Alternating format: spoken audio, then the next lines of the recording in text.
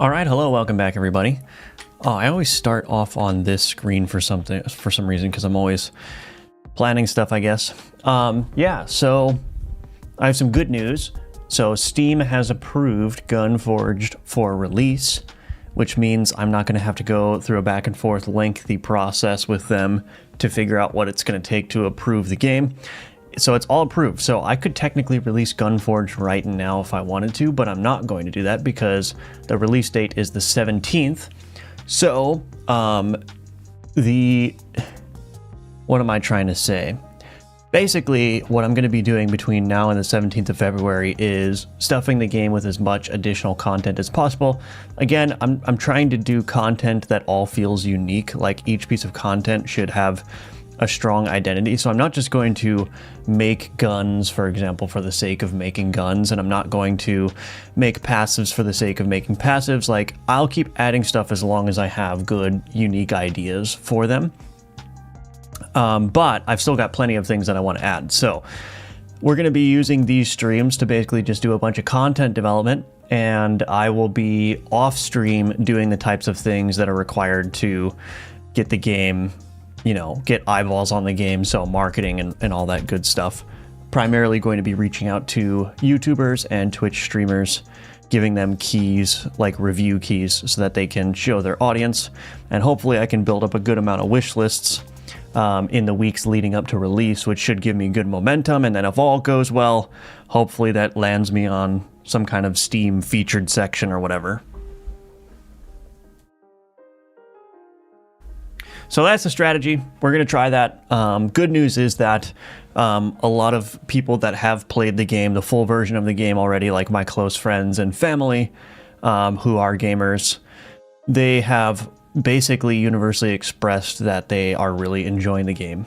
So that's a good sign because, you know, and they actually have the hours to back it up. Like, they actually put several hours of gameplay into the game. They didn't just open up for 10 minutes and go, oh, that's nice, and then close it. So that's a good sign. So yeah, I can't wait to get it all in your hands. But before we get into what we're going to work on today, I'd like to remind everyone that all the ways that you could support my work are linked in the description below. The most important thing to do is wishlist Gunforged if you haven't already.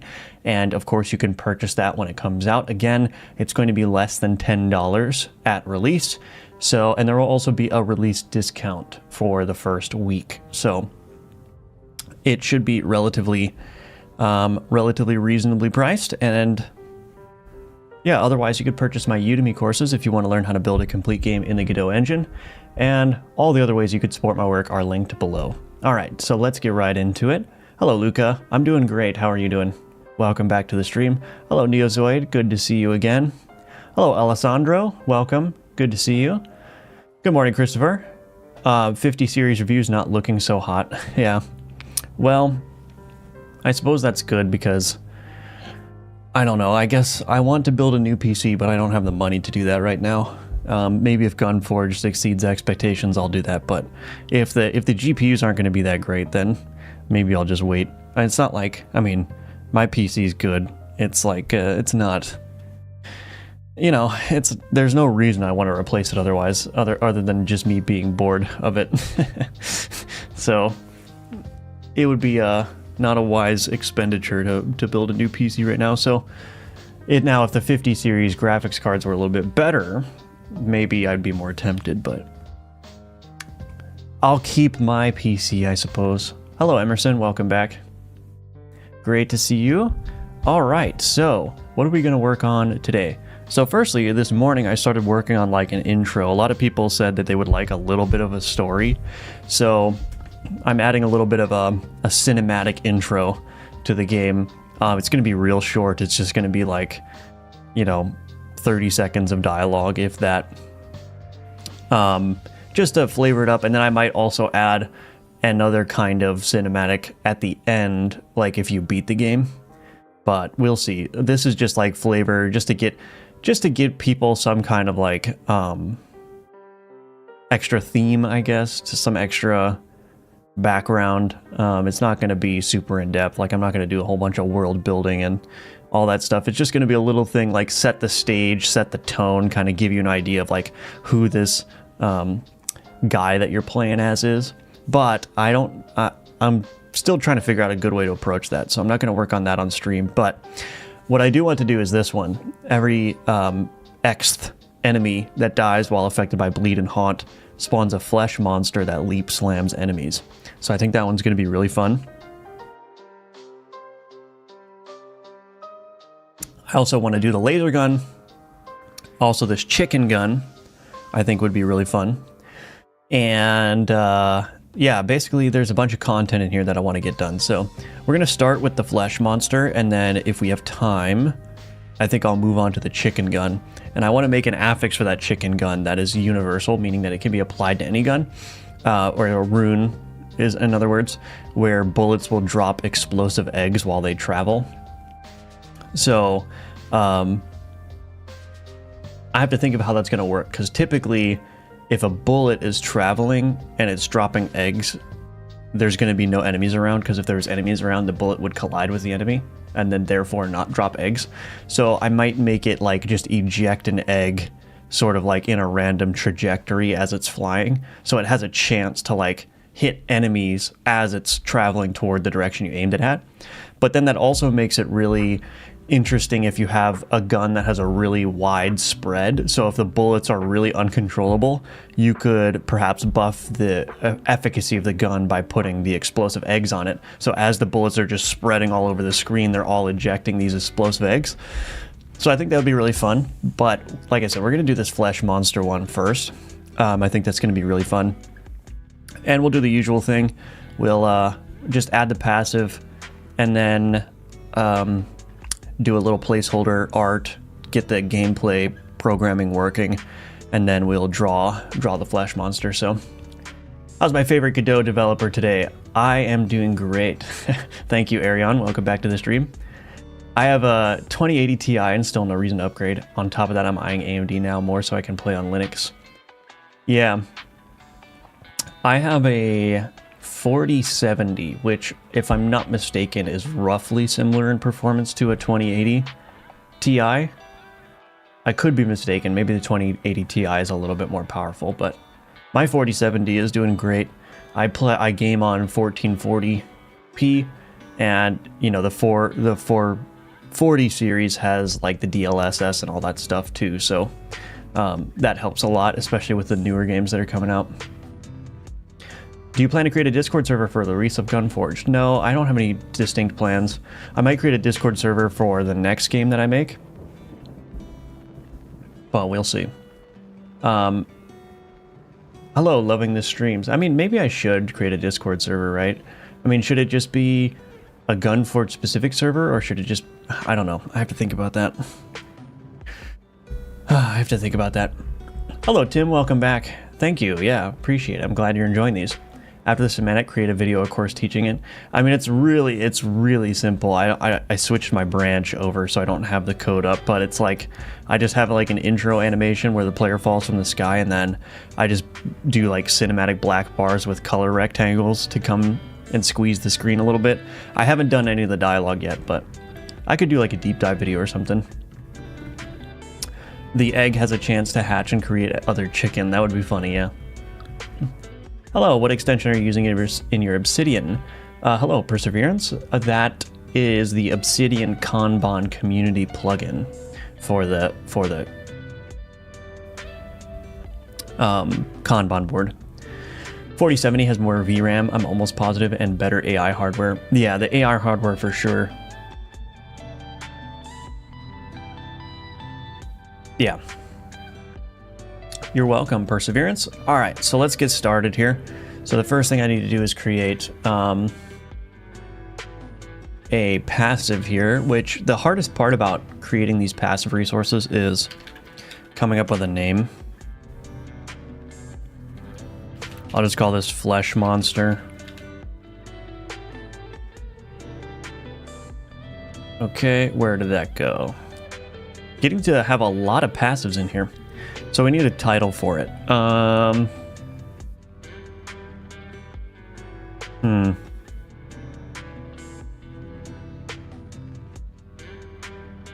Name me, please.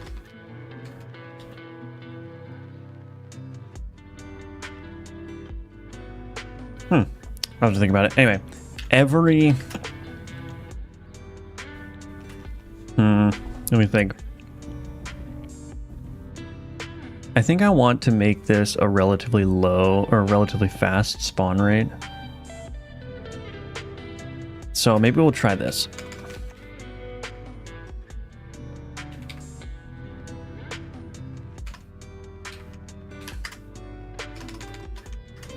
Enemy that, so every 10 enemy that dies while affected by bleed and haunt spawns a flesh monster that leap slams enemies, dealing, let's do 15% DPS of your weakest gun. Is available in demo. No feature tags. Blood, haunt. Boom. Okay. Has unlock condition. We'll think about that a little bit. Loot weight. Let's turn it down just a tad to 9. Max stacks. Let's do...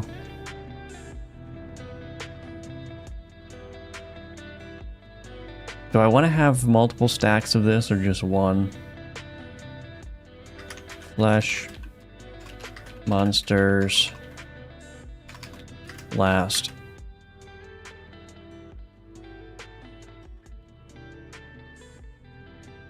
For 4 seconds. Maybe I will increase that duration with the number of stacks. Would it be better to, let's see. So every 10 enemies you kill spawns a flesh monster. And if this duration goes up, you could build up an army of flesh monsters. That would be fun. Okay, well, we'll just leave that for now. Is available in demo? No, I already just looked at that. We'll do max stacks of 1. No cooldown time. Has unlock condition. Okay. Okay, so let's go ahead and create that flesh monster passive node. Scenes, component, passive, flesh monster passive. Scripts, boom. This needs to extend player passive. And this is going to be relatively easy here, so public override void ready. We are going to need a resource preloader here. So we'll grab a reference to that. Okay.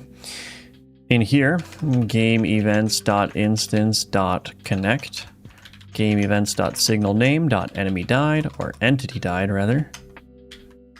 Callable.from, entity died event. On entity died.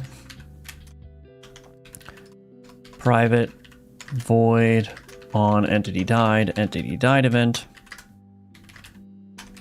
Okay, this should be relatively simple, so let's do this. Private int current kills. If, so let's do this. Var status receiver component is equal to entity died event dot entity dot get first node of type status receiver component. I'm doing this in quite a few places.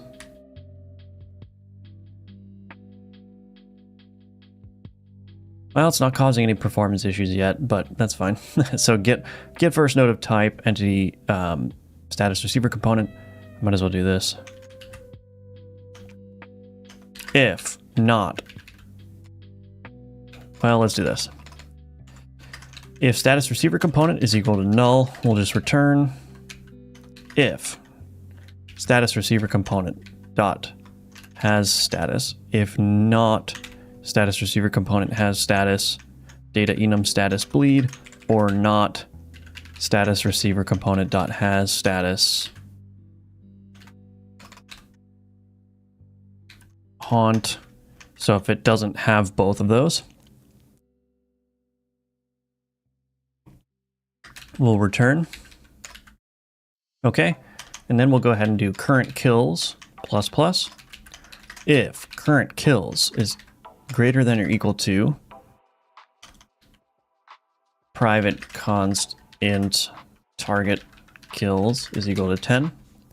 Greater than or equal to target, and why am I using greater than or equal to? Because if I ever end up changing this so that the target kills changes with the number of stacks you have of this passive, you know, you could, if I'm at 9 kills and I reduce it to 5 kills, then the next kill that happens would be greater than, right? So this is just safety for the way that I've sort of architected these passives.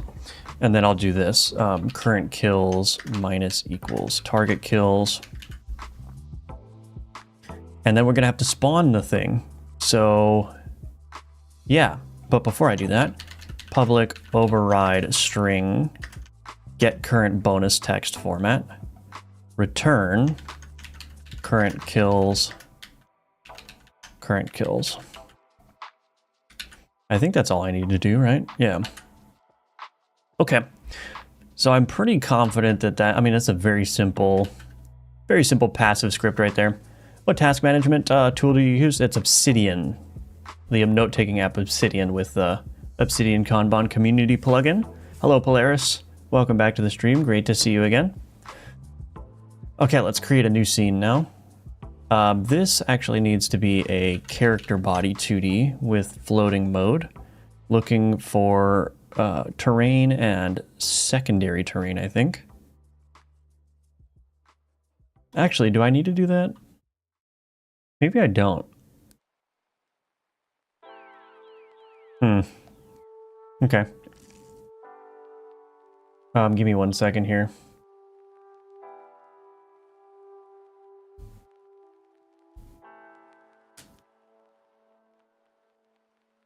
All right, sorry about that. So mask, terrain, okay. Cool. Flesh monster. Now, I'm gonna make this guy relatively tiny for a couple reasons. One is it's gonna be better if the flesh monsters are relatively small, because if you can spawn a lot of them, but also it's gonna save me effort when I go to draw it. It's gonna be relatively difficult to draw, I think. I don't even have a good design in mind for this, but let's go ahead and do a sprite 2D. Actually, I should probably do a node 2D here for visuals. Add the sprite 2D underneath that. I need a collision shape 2D. I'm gonna see if I can get all of this implemented without running the game once until it's all built. It's a nice little challenge. We'll see. Okay, so visuals, new placeholder texture. Let's do 24 by 24. I think that's a reasonable size. It's relatively large.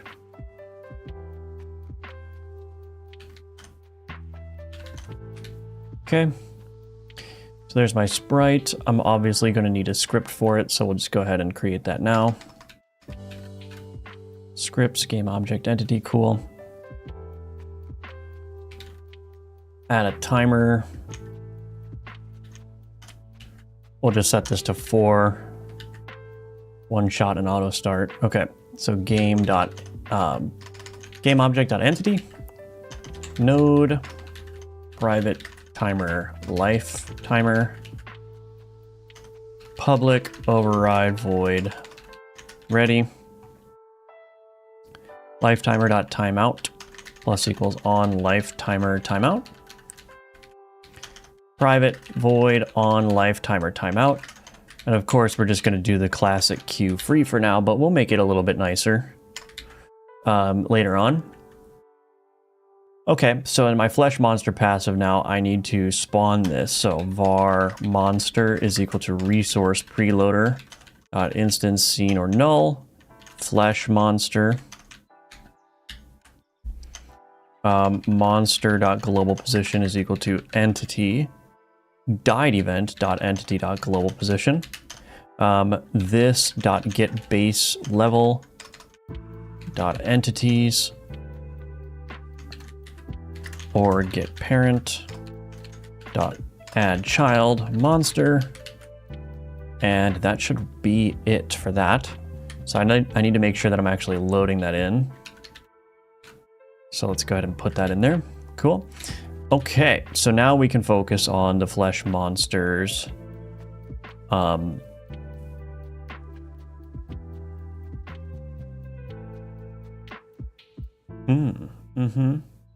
focus on the flesh monsters behavior now. So one thing that I want to do is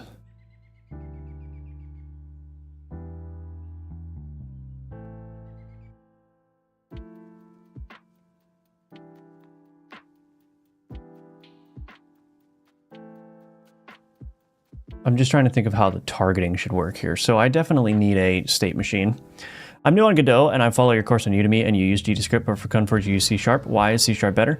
No, I mean, it's just a personal preference. So C# is better for me for the complexity of the type of game that I'm making here.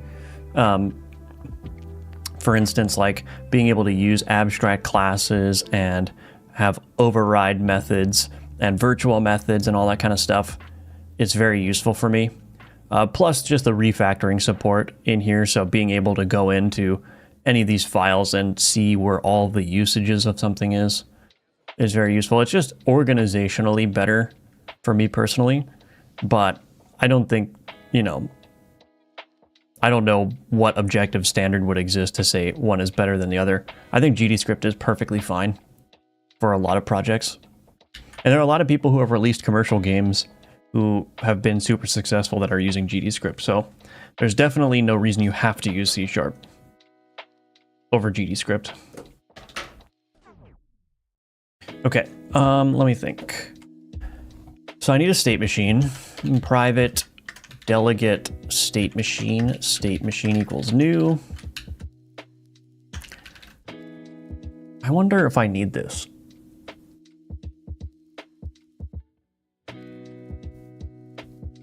I might as well do it. State machine.add states, state normal, enter state normal. I mean, we'll see.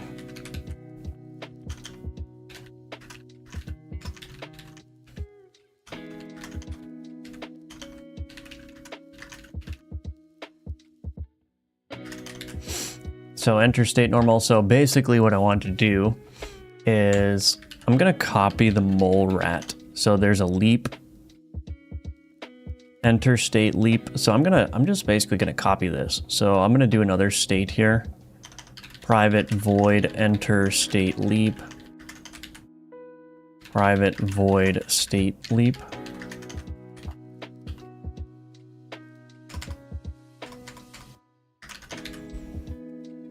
Okay, so when I enter state leap here,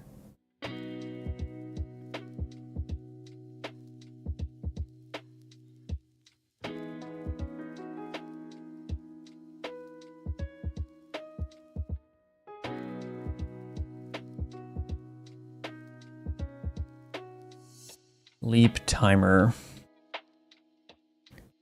leap destination.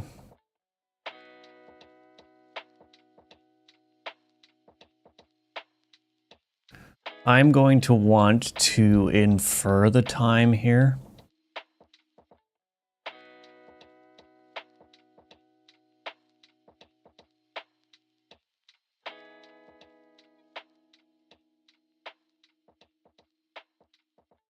So I think what I basically want is I want this, and I want this.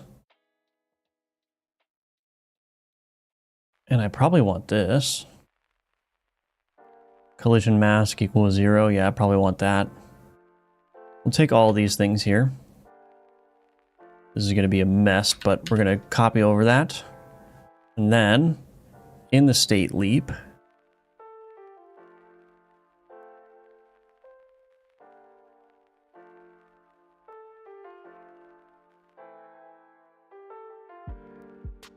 okay, I'm just going to need to, yeah, I'm going to need to keep track of when that leap happens. But basically, well, let's see. There should be leap. Oh yeah, here we go. Leap velocity, gravity, leap Y position. Okay. And then the visuals.global position. Okay, here we go. So I need the visuals node here. Whoops. Node 2D visuals. So that'll help. Leap timer, this is going to need to be different. So private const float leap speed, let's do 200. And then I'm going to need the range to figure out how much time. So the time is going to be, well, I'm going to need to grab a position here. Let's get a reference to a shadow component here. Shadow component, shadow component. And before I forget. Okay. Okay, so let's see. Private float shadow radius. Shadow radius is equal to shadow component.radius.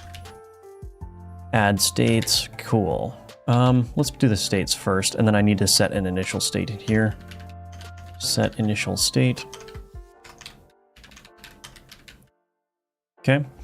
So the time here, so leap destination. So I need to decide upon a leap destination. So here's what I'm going to do. Private void node 2D get, or no, what am I doing? Node, let's see, vector2 get leap target position. And what I'm going to do is game utils. Do I have get all enemies? Let's see, get all enemies. Group enemy hurt box, yeah, so get all enemies. Dot where x dot global position. Do I want to get, yeah, x dot global position dot distance squared to, let's do this, private const float max range. Let's do, we're gonna do a relatively high range. Let's do maybe 192, I suppose. Distance squared to global position is less than, let's do max range squared times 192.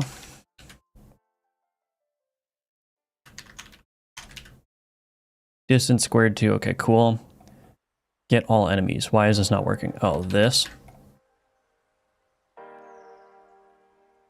So var enemies is equal to that. And then what I can do, and now that I'm filtering out the ones that are in range, what I can do is I can get a random, let's just do 2 array here. Okay, and then I can get a random enemy. So if, let's do this. Let's make this nullable. If enemies.length is equal to 0, then we're just going to return null. And then otherwise, we're going to return enemies mathutil.rng.randi range. And we're going to do 0 to enemies.length -1. So we'll just choose a random enemy that's in that list.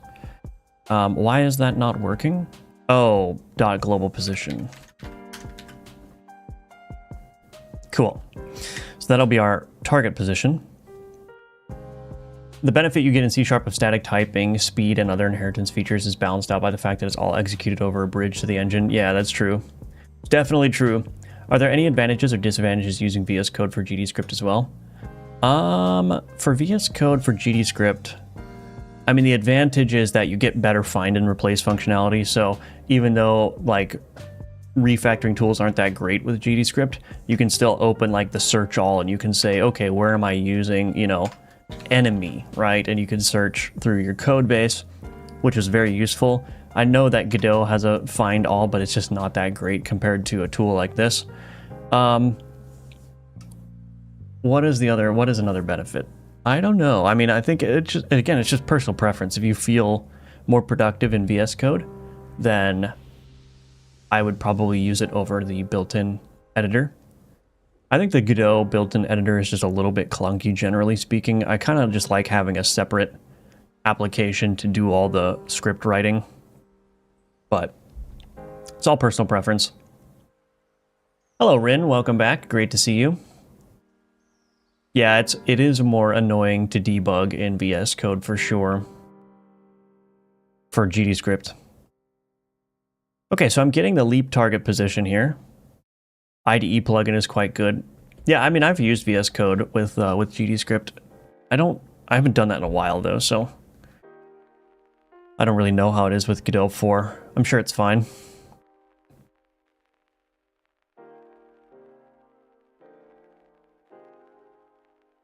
Okay, so var leap.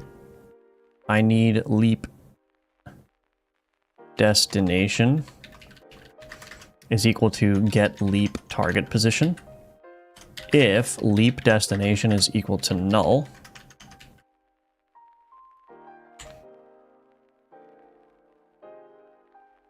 then we're going to do state machine.change state normal return. Okay, so time now is going to be global position dot distance to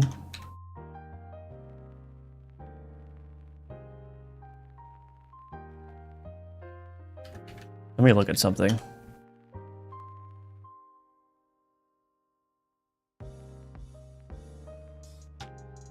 Yeah, global position dot distance to leap destination divided by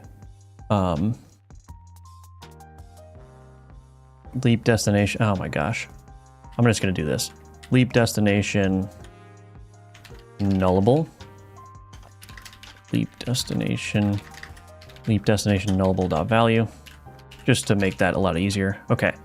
So leap destination.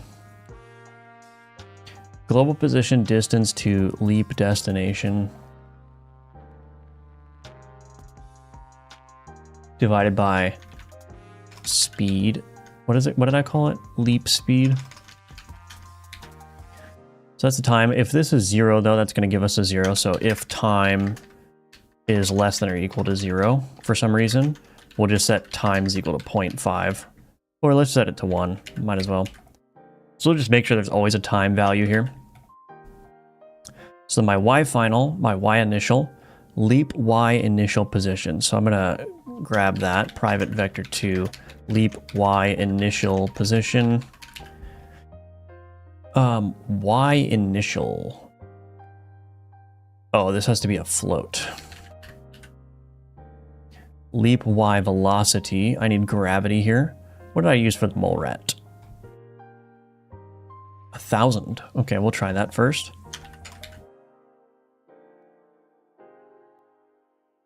Leap y velocity. Okay. Private vector 2, leap y velocity.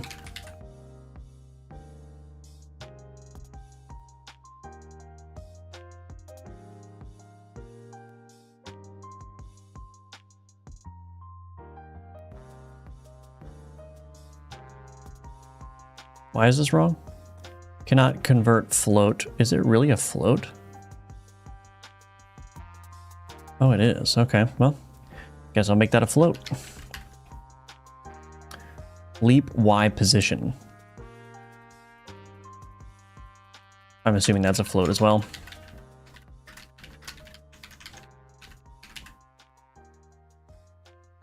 Okay, so basically this is just 2D kinematic motion for parabolic motion. So the idea is that if you imagine launching something into the air with a fixed gravity and with either a fixed amount of time or a initial launch speed, you can deduce the other things. So like if you have the initial launch speed and the gravity, then you can deduce how long it's going to stay in the air.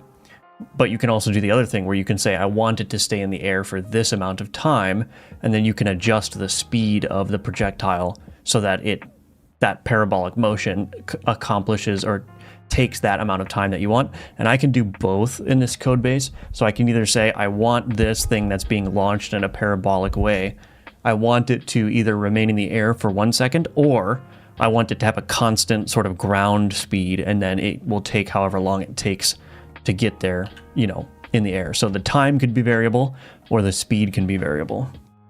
But that's basically all. Like, this is a little bit more complicated to do because I'm actually separating the y offset from the x motion. And the reason for that is because basically what's happening is this flesh monster root will just go in a straight line towards its target. So like this node is not going to move in a parabolic motion. It's just going to move straight to its target. But what is going to be modified in accordance with that motion is that the visuals node is going to be moved up as it travels. So that's what those Y positions are doing. And obviously the combined effect becomes, you know, as it's moving this way, this will also be moved up in sync with that, right? So rather than moving the entire node in an arc like this, I'm breaking the components into separate pieces. And the basic reason for that is because this is a character body 2D that's supposed to collide with terrain, and if the collision box ends up going up with the thing, then obviously it's going to hit the walls and whatnot. But if it just moves in a straight line, then it's basically guaranteed to stay within the playable arena, right? And then I can just make the visuals make it look like it's traveling through the air when it's really just not, you know? So that's why I'm doing all this fancy stuff. But what I'm going to need to do now is I need to basically set perhaps a timer here. So maybe I'll do a timer, leap timer. I need to basically just do the end result, which is going to be like an explosion after a certain amount of time. So what I'll do is I'll do this. Leap timer dot wait time is equal to time. Leap timer dot start. And then in my state leap, I'm doing all these calculations here. And then what I'm going to do is say if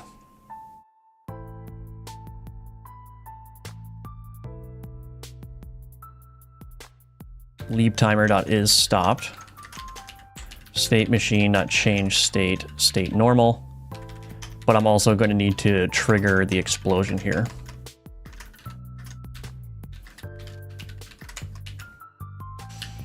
Okay, so if leap timer is stopped, state machine change state normal. Let's see. And then I need to leave state normal as well. Or no, I actually need to put these states in here. State leap, enter state leap, leave state leap. And on leave state leap, what I'm going to do is I'm just going to reset those visuals. So here the visuals global position is being set to in accordance with those Y coordinates. But when I leave, I just want to make sure it's nice and zeroed out. So I'm going to say leap or visuals.position is equal to vector2.0. So this kind of just avoids if there's any synchronization errors, because why is this not working? Oh, because I imported system numerics. Okay. So because these are two separate timers, right? So this is being done on a frame by frame basis, whereas the timer is kind of operating by itself. So, I mean, there's a possibility for drift, I guess, but I could just fix that by just resetting the visuals to 0 when the timer ends. So just in case there's any weirdness, it all gets reset back to baseline. Okay, so now in my state normal, what I need to do is I need to have a timer, probably like a random timer. And we're gonna say leap interval timer. And we'll make this like 0.1 or 0.15. We'll just give it, so it's not just like bouncing immediately, like it'll land, it will sit there for 1/10 of a second, and then it will go again. And maybe, I mean, I might even bump this up a little bit, 0.2 to 0.3.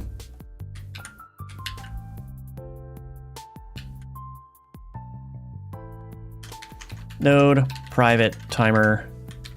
Let's put all the timers together.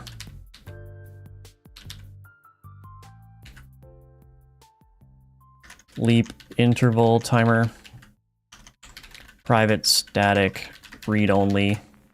String name, start random. Enter state normal.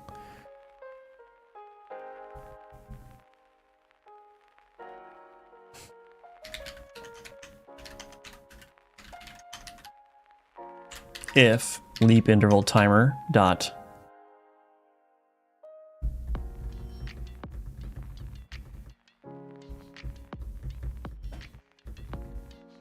is stopped, state machine dot change state leap.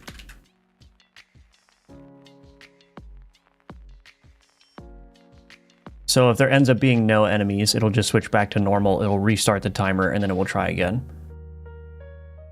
So that should be fine. Let me think. Is that... Got the shadow tween here. Global position time. I think that's all right. It's kind of janky, but it'll work, I think. It'll work, I think.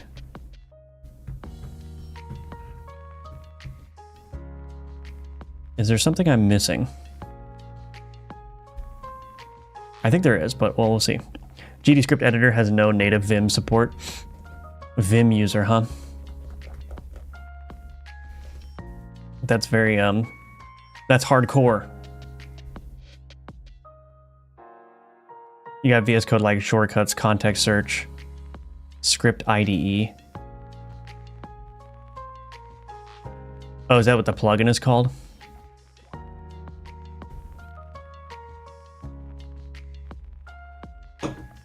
All right, let's see. Moment of truth. Let's see if I did my flesh monster correctly. I'm sure there's like one thing that I'm missing that I'll need to fix, but as is tradition,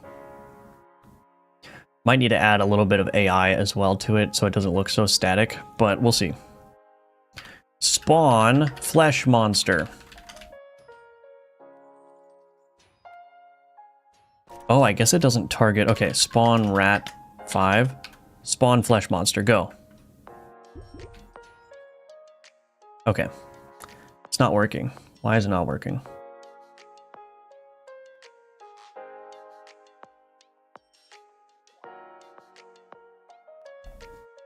Why is it not working?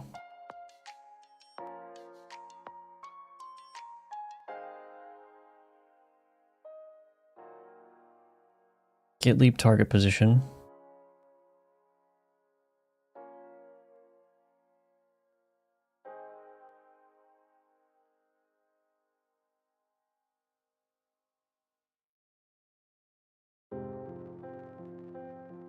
Oh, I know why it's not working. See, I told you.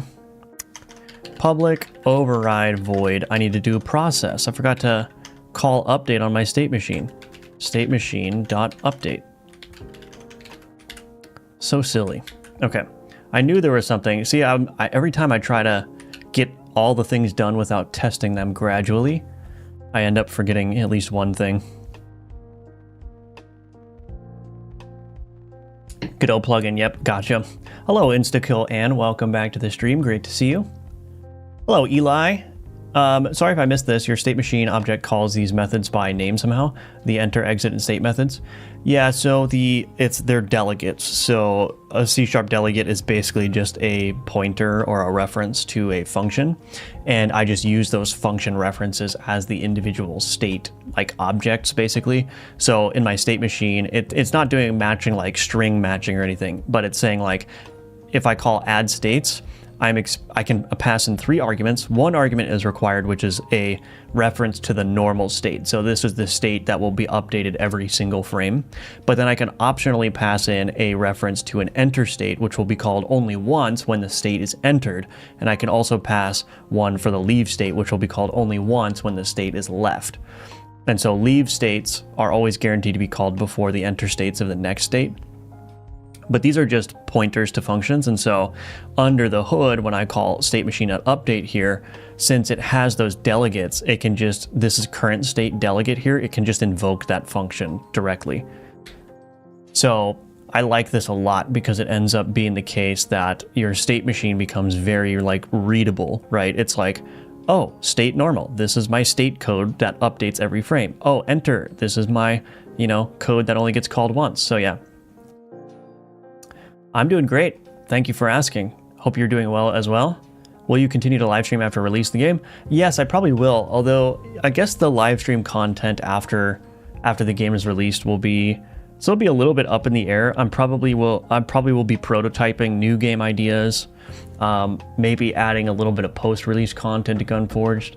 I'll be finding some way to fill the time, but yeah, it won't necessarily be as Gunforged focused since the game is going to be released.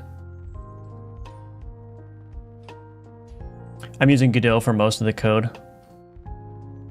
For like the Godot editor. Oh, OpenAI. Oh, I see. You're using ChatGPT to write a lot of your code. Great, seems clean. It is very clean. I think it works great. Welcome to the stream, by the way, Eli. Just makes the bugs go away. Okay, let's try this. Spawn flesh monster. Boom. Boom. Boom. Oh, he disappears in midair. Okay. So that's a problem. So here's what I'm gonna do. Instead of connecting to on lifetime or timeout here, I'm gonna let it finish its leap. So in here, if leap interval timer is stopped, if life timer dot is stopped, then we'll just go ahead and queue free it. Else. So we'll let that interval timer, that leap interval timer go, so that he'll land, he'll sit there for 2.2 or 3.3 seconds, and then if he's supposed to die, he'll just die, otherwise he'll go back into a leap state.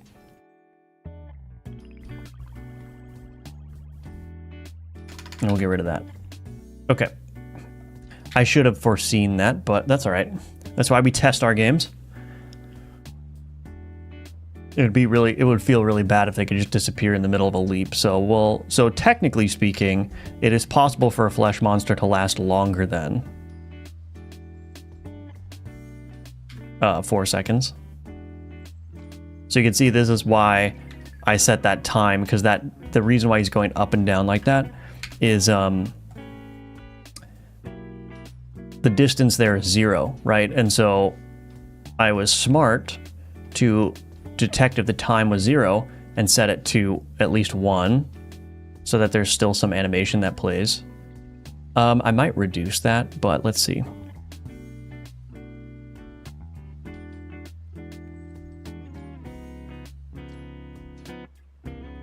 That's kind of cool. So let's see. I'm gonna turn down the gravity here and then up the speed. Or wait, maybe I want to do the opposite. 1500 gravity. We'll see. I just screenshot the errors and copy paste. Yeah, I mean ChatGPT is very helpful, but you do indeed have to make sure that it's giving you the correct answers. Oop. Okay, I think that's fine. I could also...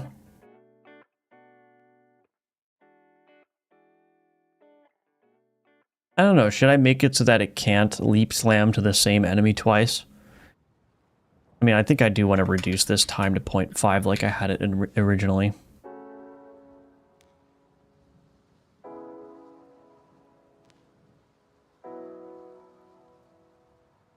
Flash monster, go. Boom, boom, boom, boom.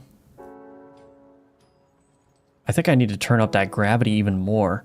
The thing is, like, if the gravity is stronger, then it will go higher in the air, right? Because it means it needs to compensate for the higher gravity. So let's see if, oops.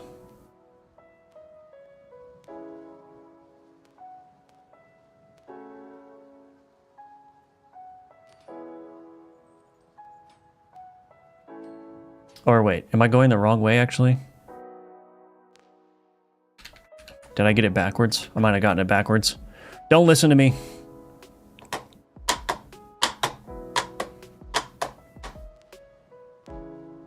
No, I don't think I did.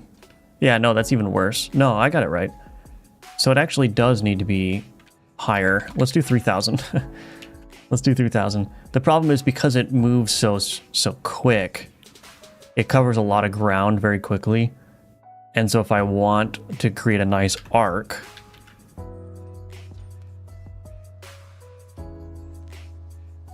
yeah, the problem is that that distance there is pretty big.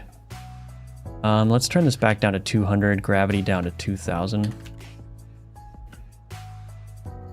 You just gotta find a right balance.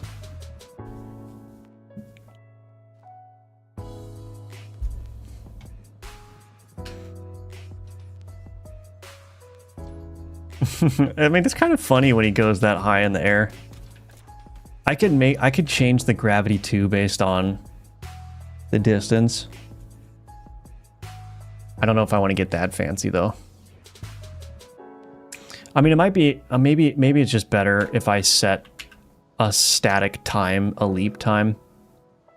So rather than use the leap speed here, I think I'll just set a static time. Private const float leap time. I think that'll just feel better.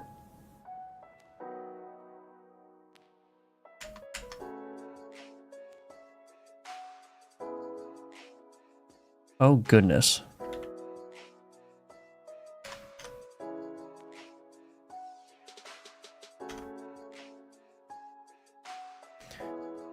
Okay. Almost there. And then I have to do the art, which will be fun.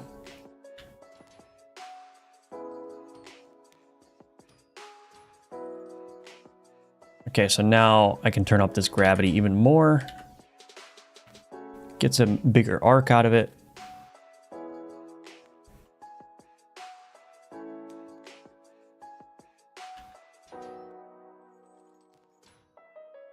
It's like a little flea.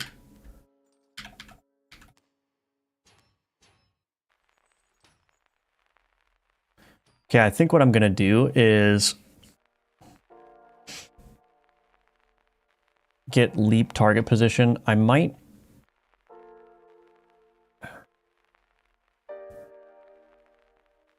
No, that should be fine. I was gonna say I might create sort of like a randomness so that it doesn't land right on top of it. But the problem is that, I mean, most of the enemies are going to be moving. So like if I spawn rat 20, spawn flesh monster 3. Oh. Spawn flesh monster.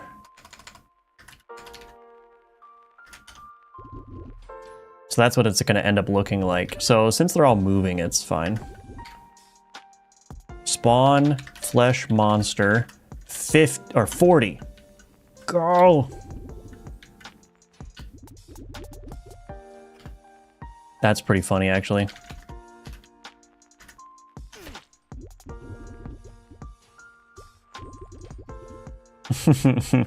That's actually really funny. Okay, all right. Okay. So I think that's feeling pretty good. Obviously, I need to do the explosion now. So let's go ahead and do that. So new circle explosion dot circle explosion builder. This dot get base level dot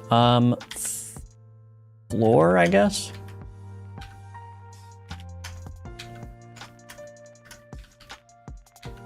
Spawn position, global position, duration, let's just do 0.3.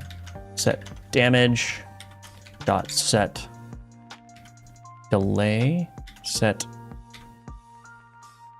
color,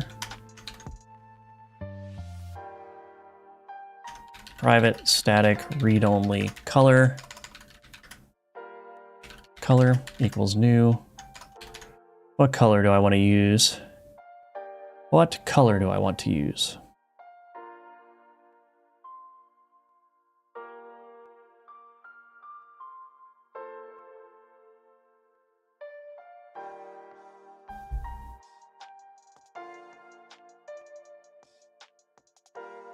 Maybe this color. Yeah, that'll work.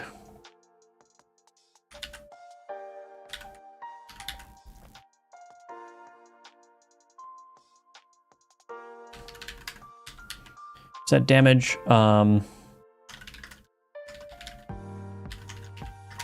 This dot get player dot gun manager dot get weakest gun stats.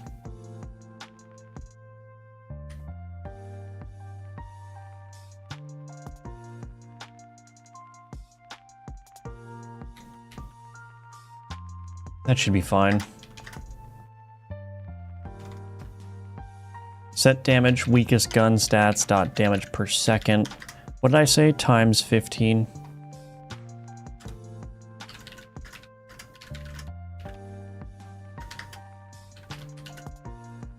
I think that's what I made it. 15%, yeah.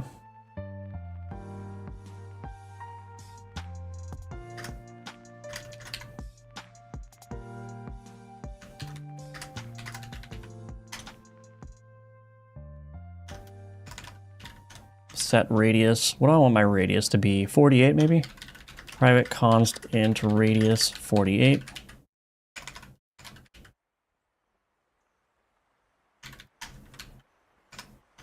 Dot build.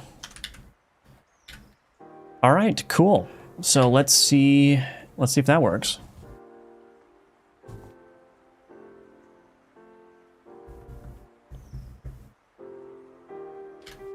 Spawn rat 20, spawn flesh monster 3. Ooh, that's cool.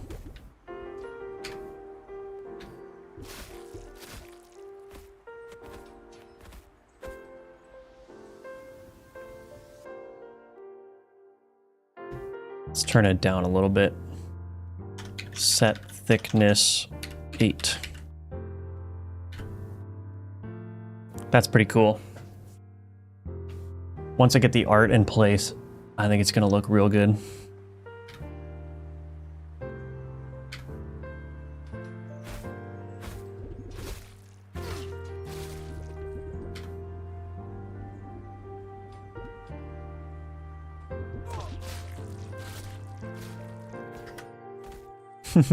Sweet. That's pretty cool. I like that.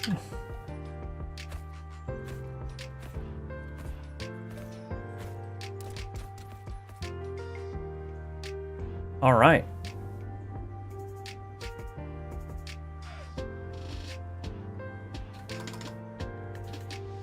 Initial work on Flesh Monster passive. I still need a name for it, so if anyone knows a good name for this passive, I'm all ears. But now the next thing to do is to do the art. So we're gonna go ahead and get that started here. Let's see, 24 by 24.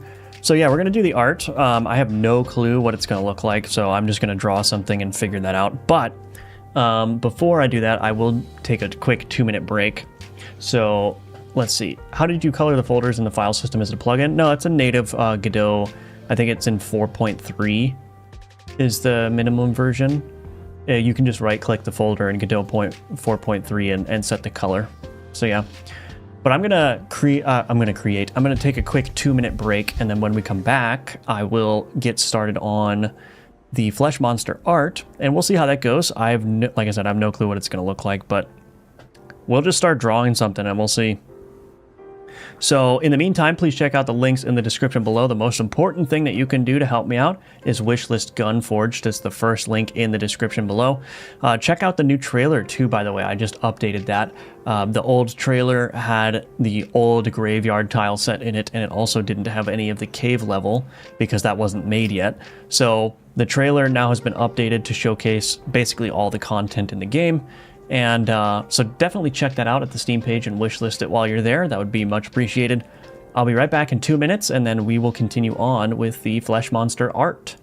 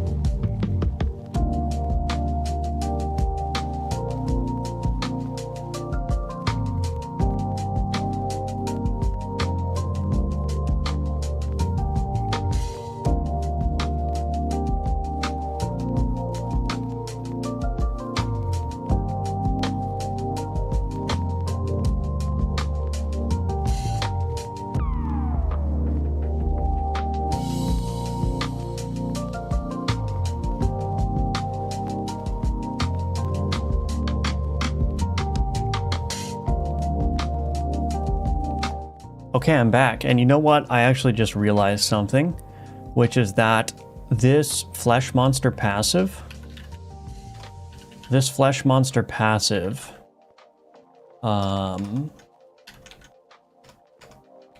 requires haunt, but haunt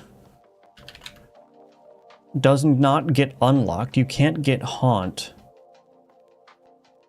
until you have either the necromancer gun or until you've defeated the skeletal snake. So that means that if I make this passive available prior to the player getting haunt, then the player will never be able to use it. So I need to probably, let's see, where's the necromancer gun here? Necromancer gun. Unlocked by defeating the mausoleum magnate. So I could either make that flesh monster unlocked at the same time as defeating the mausoleum magnate, or at the same time as unlocking haunt.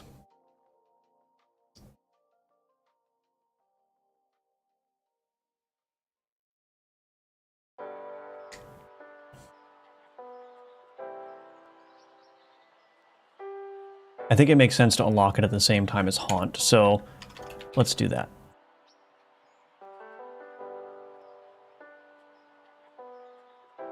Do I have any other abilities that are like that? Now I have to think. Because it doesn't make sense to make something that is dependent upon something that you unlock. It doesn't make sense to make a passive available from the beginning that is dependent upon something that you haven't yet unlocked, right? So I think I should probably just do this, or I could, you know what? There's a different way that I can do this.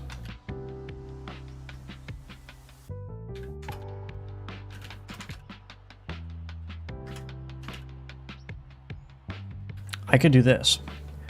I could, in my flesh monster passive here, I can say has unlock condition unlocked by applying 5,000 total stacks of haunt. There we go.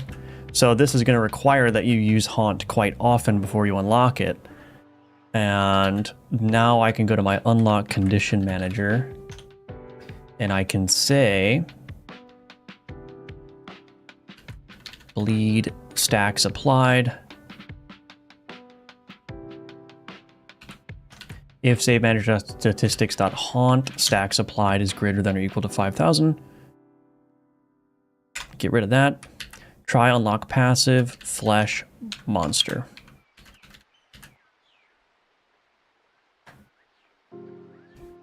That makes more sense.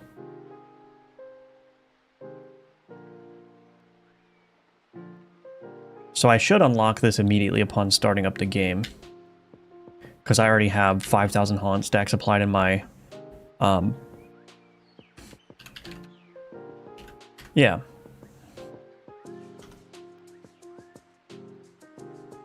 Cool. So let's see if this works. So I should see unlocked new passive flesh monster in my little corner there. New passive. Name me, please. Oh, I forgot to give it a name too. Okay, but I have that now. So now if I go here,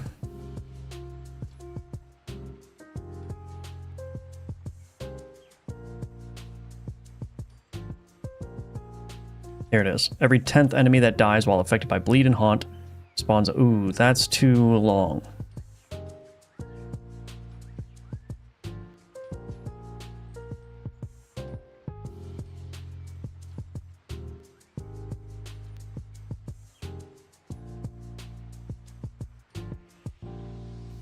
That's too long. Because I'm going to have...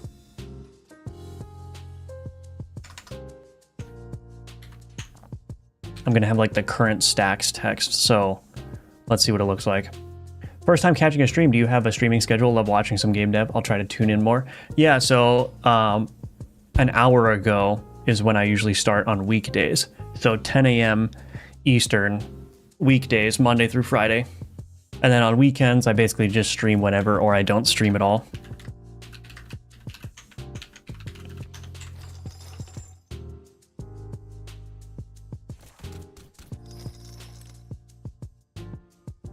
Why is that not working?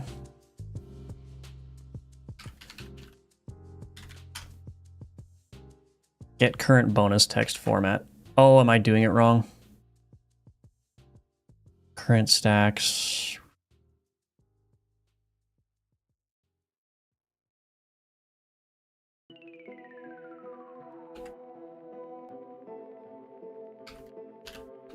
Oh, I think it's just getting cut off, actually.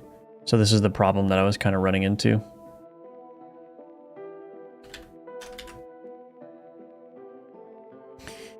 So I need to make this shorter.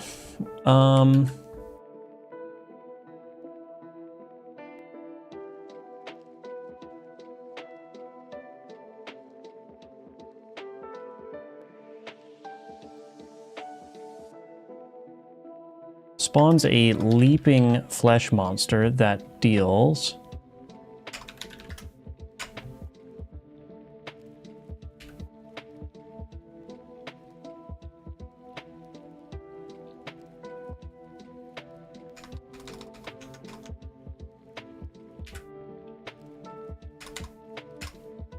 Okay, monsters last 4 seconds. Okay, that should be better. So I removed a couple of words there. Hopefully that's... The art of writing a complex passive in as few words as possible. It's like writing tweets, but extreme version. Ooh, that's way too far down, though. That's the problem I'm trying to avoid. Like, I don't want this to be shoved down there.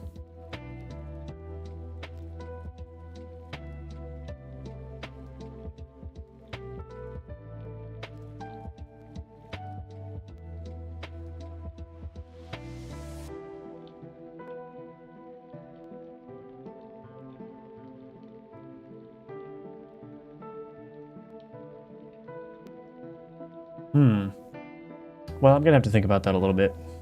Anyway, let's get into some art here. All right, flesh monster, flesh monster. Let's see. What should a flesh monster look like?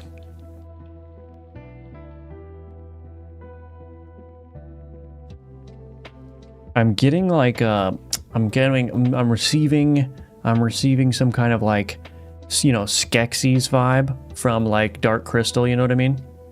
But of course, more fleshy.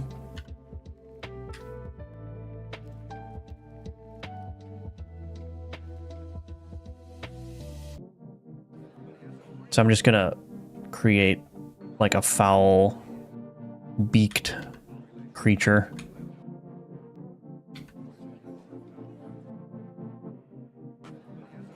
This is not going well so far.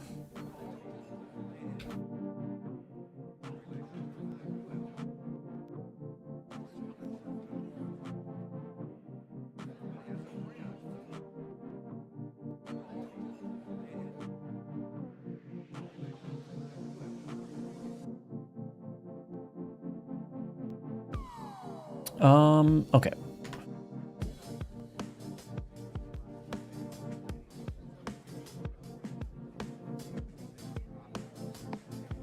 I'm just trying to figure out what a good shape would be here. Okay, this is not going well at all.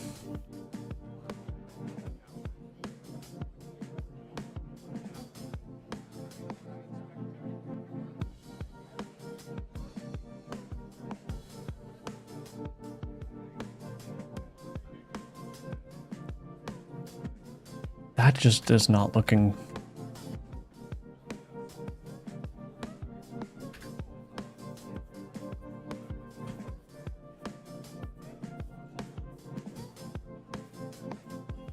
Okay, it's a little bit better. Okay.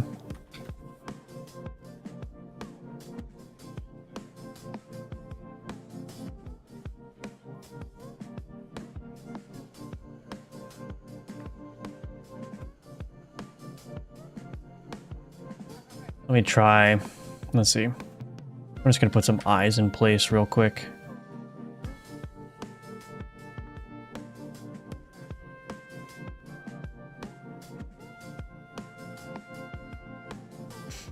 Like, these colors are not, these are just temporary. I'm just trying to come up with like a good a good layout here first. I think it would be fun if, let's see.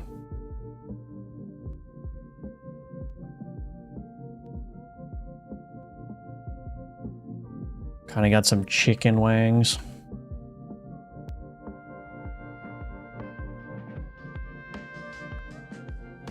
Okay, all right, this is starting to look a little bit disturbing here. That's good.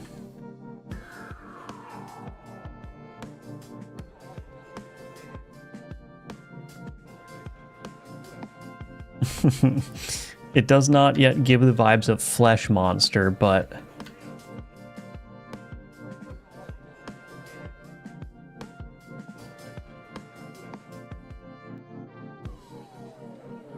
it's kind of like a bird thing. But I'm hoping that hopefully I can get some, like if I have this and I make it look like flesh that's kind of dripping off, you know? I think that might be all right. If we could do like bloodshot eyes or something somehow.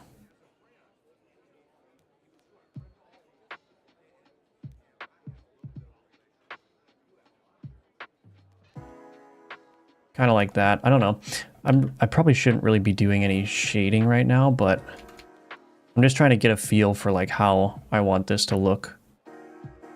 Yeah, so we got kind of like a drippiness here, which is kind of good.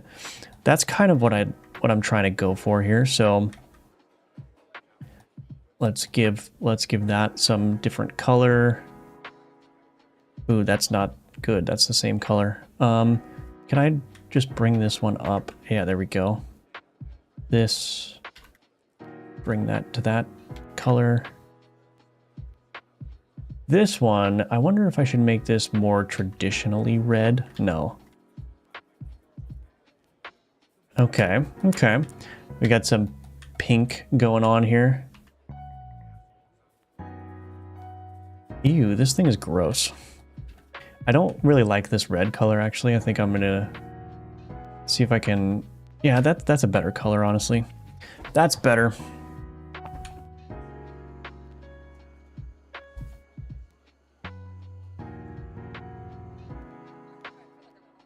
I'm trying to give the impression of this being like a sinewy creature, you know what I mean? Like make it look like exposed muscle, kind of. This... I don't know if I'm in love with that color there. Or just give it plain old black. Dark eyes here. Okay. All right, it's getting there. It's getting there. Change that dies to killed. Well, no, I have to be precise with my language because killed, I mean, maybe I could. I mean, killed kind of implies that you have to hit them and then they die, but this is just like if an enemy dies for whatever reason while it's affected by bleed. And haunt. I mean, I guess... Let's see. Yeah, I guess I could do killed. Maybe that's fine. Yeah, I think that's a good suggestion. I'm trying to just be consistent with how I'm using the language throughout the game.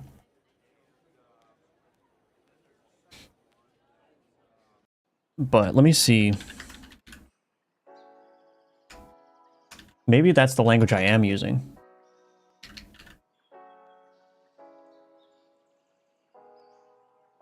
Yeah, that is the language I'm using. Okay, okay. Yeah, good call, Rin. Thank you for the suggestion. Meatwad. What is Meatwad? Is that a character that already exists, or is that a name suggestion for the passive? Dark Crystal ref is showing your age. I mean, the Dark Crystal was would have been before, like, the only reason I watched Dark Crystal is because my mom watched it as a kid. So it's a little bit before my time, but I was exposed to that. What did the Dark Crystal come out? Like 1970, like late 70s, or was it early 80s? Dark Crystal release date. 1982. Yeah, so that was 12 years before I was born.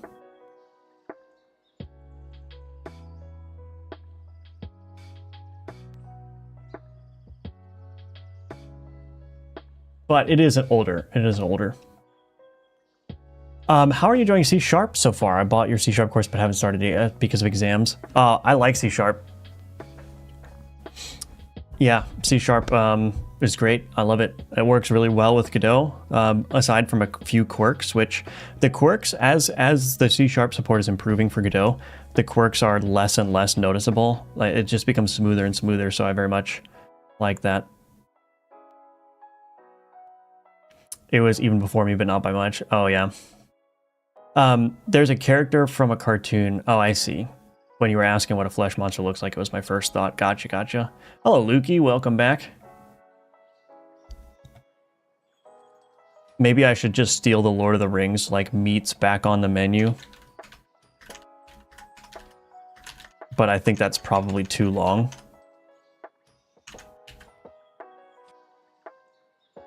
Although that is disgusting. I think I want meat to feature somewhere in the name.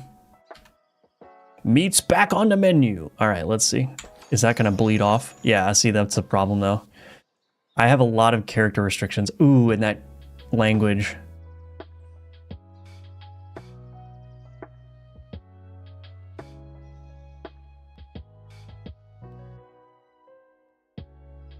You know what? I don't even know if I need to specify that this is leaping. I wonder if I can just get rid of that word leaping and just let the player discover that the flesh monster leaps around. That's probably fine. Let's see. Hello, Dione. Thank you. Welcome back to the stream. Ugh.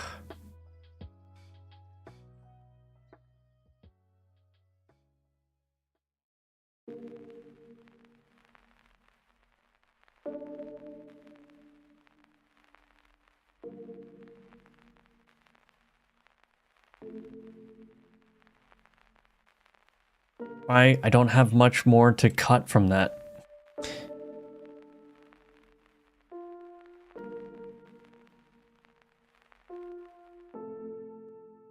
Maybe I'll get rid of this back. Meats on the menu. Save. I should be focusing on the art right now, but now I've got sidetracked here. Meats on the menu. The problem is if I ever add it so that you can have multiple stacks of this, it's going to bleed off again. So I'm going to need to think about that name some more. Anyway, back to the art. Get rid of while. Every 10th enemy killed affected by bleed and haunt.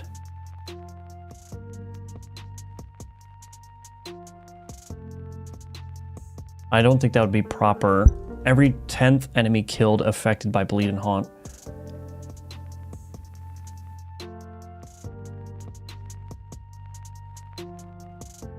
No, I don't think I can get rid of while.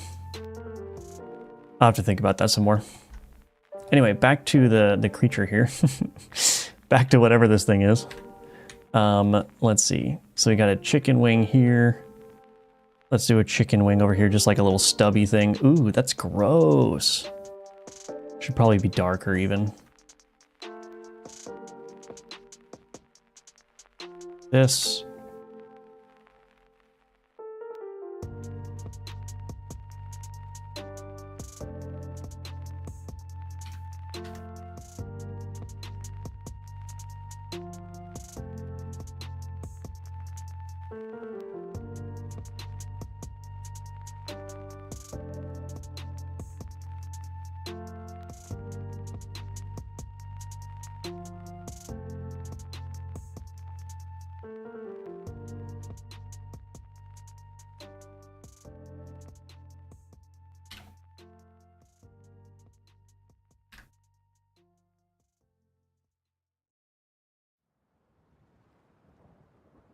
Okay.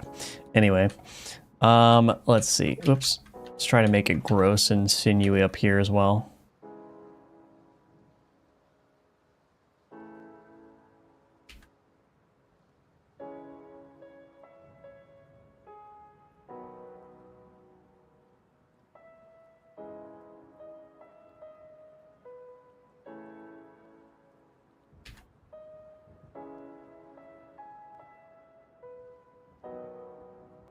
This will look better if I added an outline.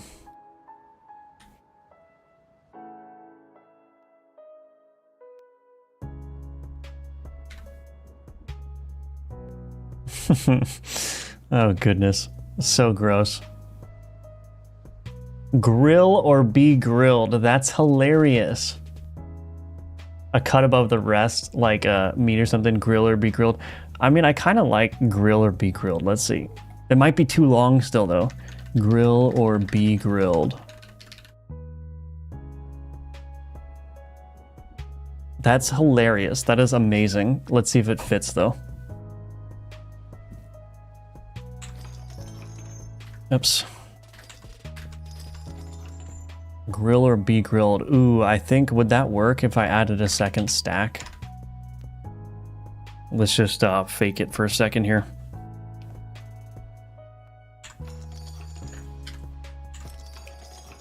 Ooh, it barely fits. All right, we're gonna keep that for now. Excellent suggestion, thank you. I'm stealing that. I'm not paying you any royalties for that, so.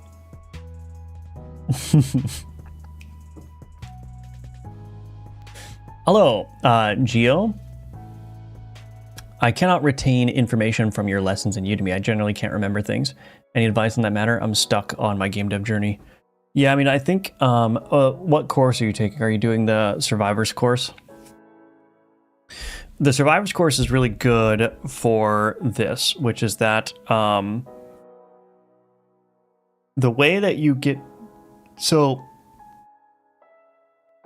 what you should do is after you implement a lesson, like a major one, you should go back through the code and like try to maybe explain to yourself why we did just what we did. And if you have to rewatch the lesson multiple times, but go back through the code on your own time and like try to really get an understanding of like what is all happening. And one of the best ways to do that is actually to try to add your own feature to it. So if you're doing the Survivors course, for instance, a great way of like solidifying your learning is take a little bit of time to add your own ability, for instance, right? And try to do that. Like you can reference the course and reference what you've already done, but try to add your own thing in your own kind of style, and then use the code that's already been written as like a guide. So if you do that in a self-directed manner without me telling you, okay, write this down, I think you're going to find that you'll learn a lot more deeply about how all the systems interact with each other.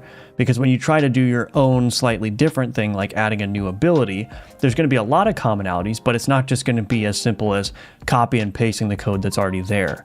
You're going to have to remember, like, okay, I need to create the ability resource, and then I need to create the ability scene, and then, you know, if I want it to have a timer, I need to add a timer, and like having to connect all those systems together by yourself is going to be a great way to like solidify how everything's working together. So that is a suggestion that I would make. And of course, make a backup of your project before you do that, because if you end up messing it up, you want to be able to recover from it. I would recommend using Git if you're not already for your learning, but otherwise, if you don't want to use Git, just like copy and paste the whole directory and just like do your own thing in the duplicated project. So it's like a little sandbox for you. And what else? Yeah, I think that's it. It's always helpful. Like, I think what can also be helpful is watch the lesson. Like after you've done the lesson and written all the code, maybe rewatch the lesson again and don't write any code. Just watch the lesson again and just pay attention to what I'm doing and think while you're watching about why I'm doing the things and why I'm showing you the things that I'm showing you. So you're not doing two things at once, right? You're not worried about learning what's happening and also writing the code. You can kind of write the code and then sit there and be like, okay, now I'm going to watch it again and like understand what's happening. But the best way for sure is to try to do your own similar thing. Like don't go off the rails and try to do something that's not supported by the course, but try to add like another ability on your own. And that's a great way to do it. So hopefully that advice helps.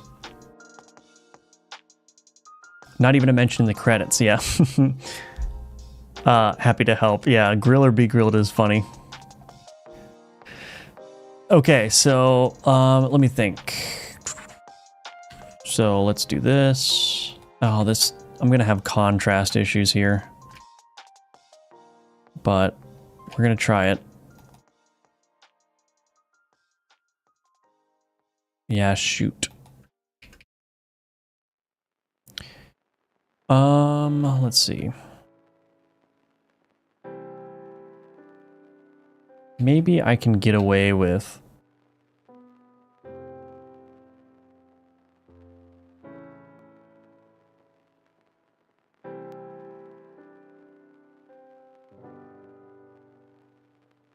something like that.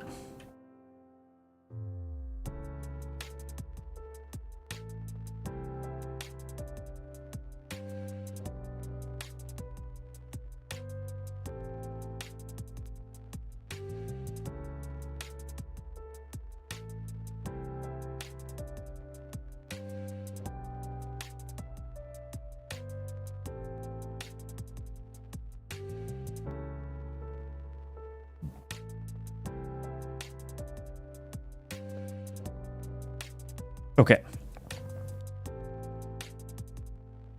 I should probably start chopping this guy up.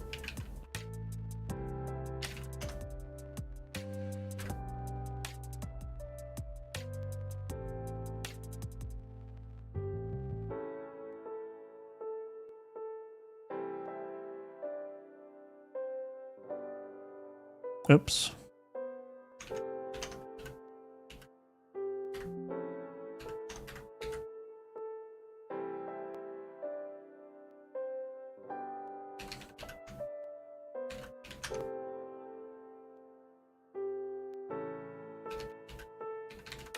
Okay.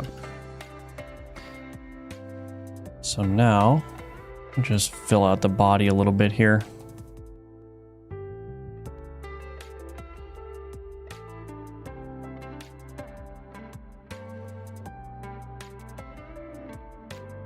That'll work. I mean, the arm is going to be mostly in front, so. Okay, all right. So let me think. Probably going to want to do this arm back as well.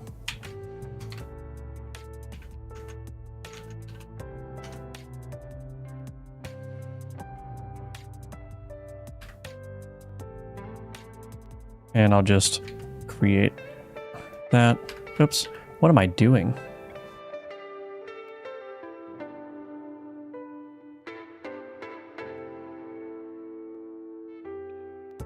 Yeah, this is going to be a very, very iterative process for sure.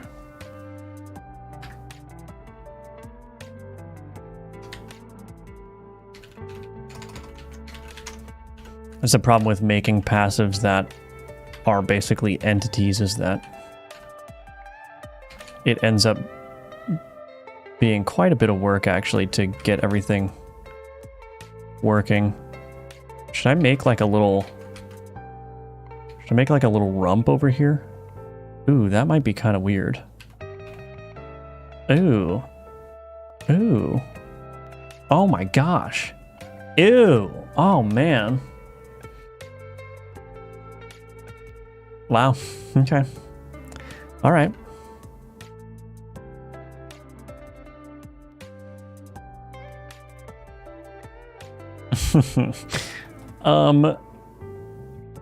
Not to be a little bit more disturbing, but maybe ears.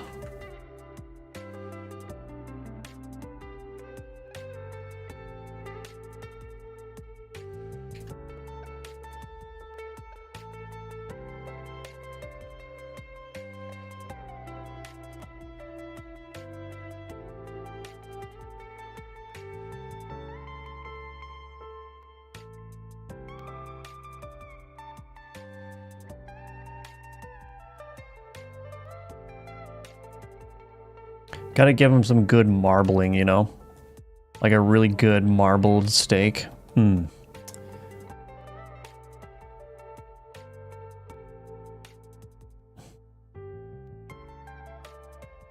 Oh my gosh. This thing is disgusting. This thing is disgusting.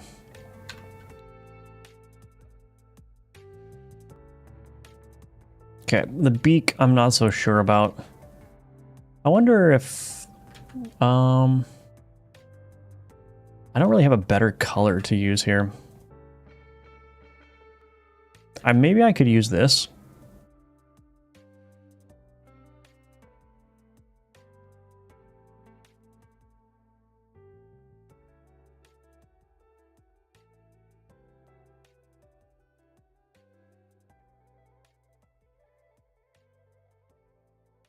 No. Okay, I think this is going to look a lot better if I just go ahead and add. That is so gross. If I just go ahead and add an outline real quick. Okay, so there's that. Everything looks better with outlines. Leg left, I'll add an outline here.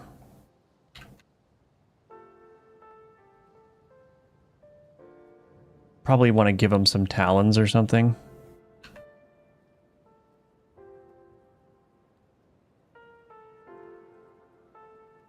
Yeah, that'll work.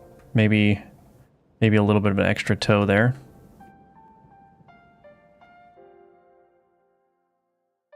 Yeah, that's fine. I'm just going to duplicate this leg right, just to be lazy here.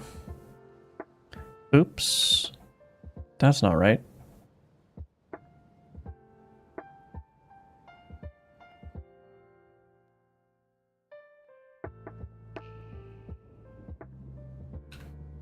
And then the nice trick here. Oh my gosh, this thing is gross. The nice thing here is that I just darken everything a little bit. So darken that, darken that, darken that, darken that.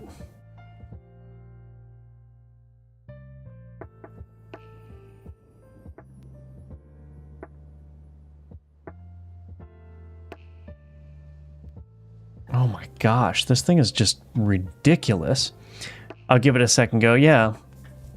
And if you have questions, you can feel free to DM me on the what's it called? The Udemy, like the direct messages or the Q&A. I'm always available there, so please don't hesitate to reach out if something doesn't make sense. Always happy to help.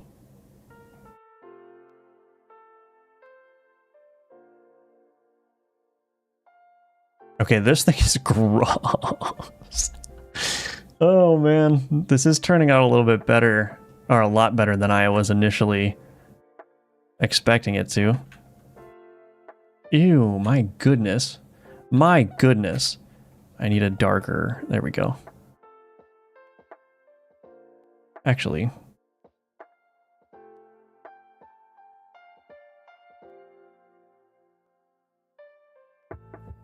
Yeah, the beak is really the only thing that I'm still having difficulty with here. But I wonder if something as simple as just adding, like, yeah, I think the beak probably just needs some work.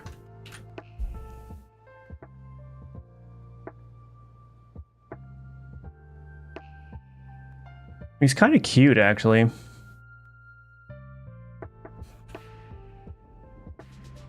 But we need to add some marbling to his thighs here real quick.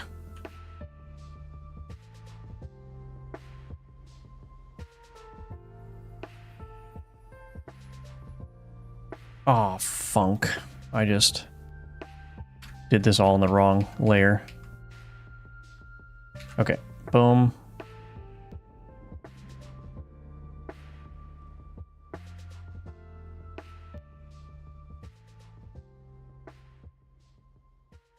I always have trouble just making sure that I'm on the right layer.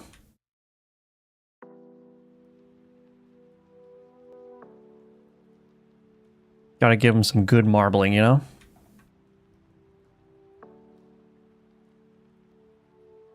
Okay. Language as in you consider what your demographic is. What is the age of the player?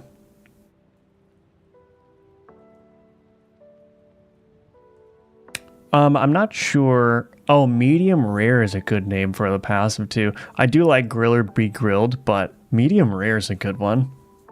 Oh man, that's a tough contender. Anyway, language you consider. So I don't know what you mean when your first statement. the red velvet language, as in you consider what your demographic is. I don't know what that means, but what is the age of my player? I mean, it's certainly not aimed at children, but anyone teenager or over. The game is a little bit fast-paced, so probably wouldn't appeal as much to older players. Just generally speaking, I think older players, generally speaking, like to play more casual or turn-based games rather than like action roguelikes, but I don't really have a target demographic. The target demographic is whoever likes action roguelikes, you know. Medium rare is so funny. Meet the meat, yeah. I'm sorely lacking the art department. My art skills are bad. Yeah, I mean, it just takes practice. You can get to be a competent artist, pixel artist, if you just put continued effort into it, you know.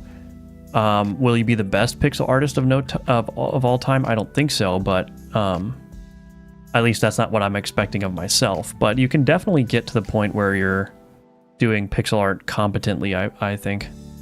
That's my opinion anyway. This thing is gross. Okay, you know, I should have done this a while ago, but before I go and like worry about this thing's beak and everything, I'm gonna go ahead and put that into the game here, and we'll just see what it looks like here. Oh my gosh, he's so cute. Shadow component, we'll turn this down to 8. There we go. Oh my gosh, that thing is just disturbing. Hello, I'm new to Godot and I only know Python and JavaScript web dev. Any tips? No, I mean, I think if you already know programming language, you should be fine. Most of it is just going to be learning how to do things within a game dev paradigm, which can be a little bit difficult because when you're coming from like web dev and other software sort of programming, you're not typically dealing with real-time updates every frame. So that's a little bit different of a paradigm in terms of gameplay programming, because you have to really think about the game a lot of times in terms of, you know, what should be updated every frame and what needs to have like certain triggers to happen. And of course, then you need to bring in a little bit of like linear algebra when you're talking about the positioning of things in 2D and 3D space and how you make things go on proper trajectories and all that stuff. So it's definitely more math heavy too than what you'd expect. But I think, yeah, just get started with Godot. I mean, the biggest learning curve is just going to be, again, learning how to do things in a game dev paradigm and also learning how to do things the Godot way specifically. But there's plenty of resources online, and you can also take a look at one of my courses if you're interested in doing that. I think you'd be a perfect fit because you already have programming experience, and so you can just really focus on how we're using the Godot engine. So, yeah. Medium rare, please. Yeah. Beat by meat. Yeah, that's a fun one. Any tips on learning math for game dev? There is a website, and I don't remember what it's called exactly, but like there are websites for interactive vector math or interactive game math. The best thing you want to learn is vectors and how to use vectors, the terminology related to vectors like magnitude and length, dot products, how you can use dot products. You want to learn about vector normalization, cross products, and of course you should study up on your trigonometry as well, because when you're dealing with vectors, you're going to be doing a lot of angles and stuff, and so understanding really at a deep level like what cosine and sine actually mean and how to calculate different angles and whatnot. Now, the game engines will give you a lot of really helpful tools to do all those calculations for you, but you still need to understand how to think in that way. So yeah, geometry and trigonometry is a great thing to brush up on. Hello, Tenomas. Which language do you recommend, GDScript or C#? Both languages don't have deep experience. I would stick with GDScript initially. That's going to give you the least amount of friction when you're learning Godot. But if you find that you want more structure, you can definitely experiment with C#. But yeah, GDScript is perfectly fine. I would recommend starting with that. Oh, I spawned too many of them.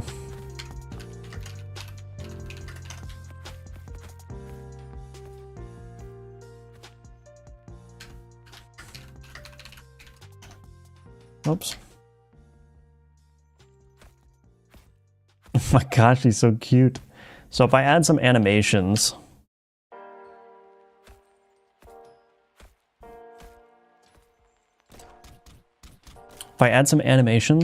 I think it's going to be fine.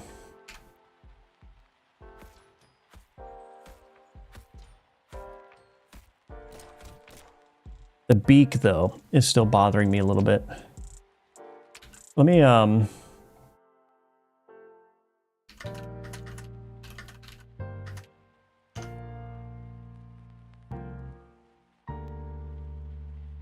me do this. Okay. So I committed what I have. So if I destroy this art, this beautiful art, it will be fine. I think maybe...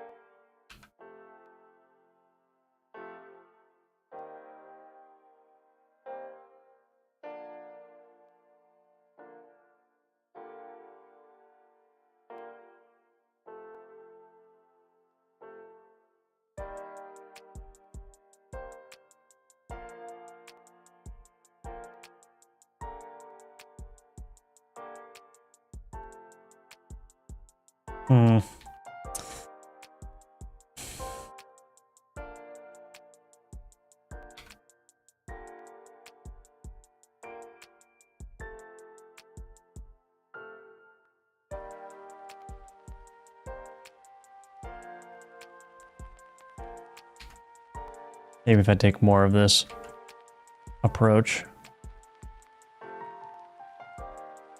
Looks kind of like a platypus now.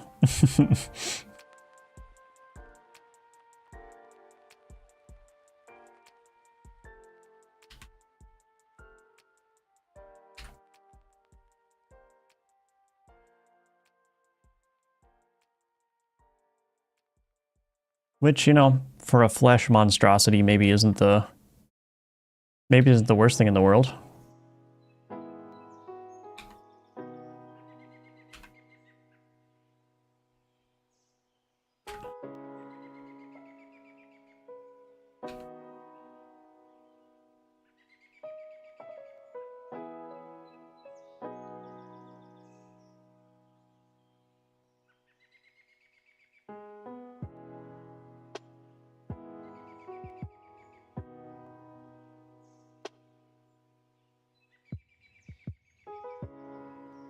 I mean, that looks a little bit nicer, I think. It looks like a flatter beak, but it looks... I think it looks better than the other one.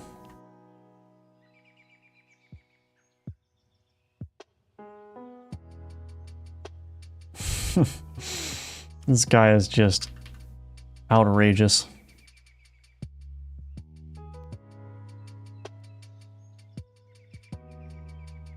Looks like a flamingo with legs and arms to me. Yeah. I mean, I don't know. Wait, when was the last time you saw a flamingo that looks like this? I mean, it does have like the bird-like aesthetics. Like I was definitely trying to make this look like a chicken wing. So maybe that's where it's coming from. But yeah, I don't know. I don't know if I'm seeing much flamingo. I think this leg right here. I'm gonna actually darken this even more.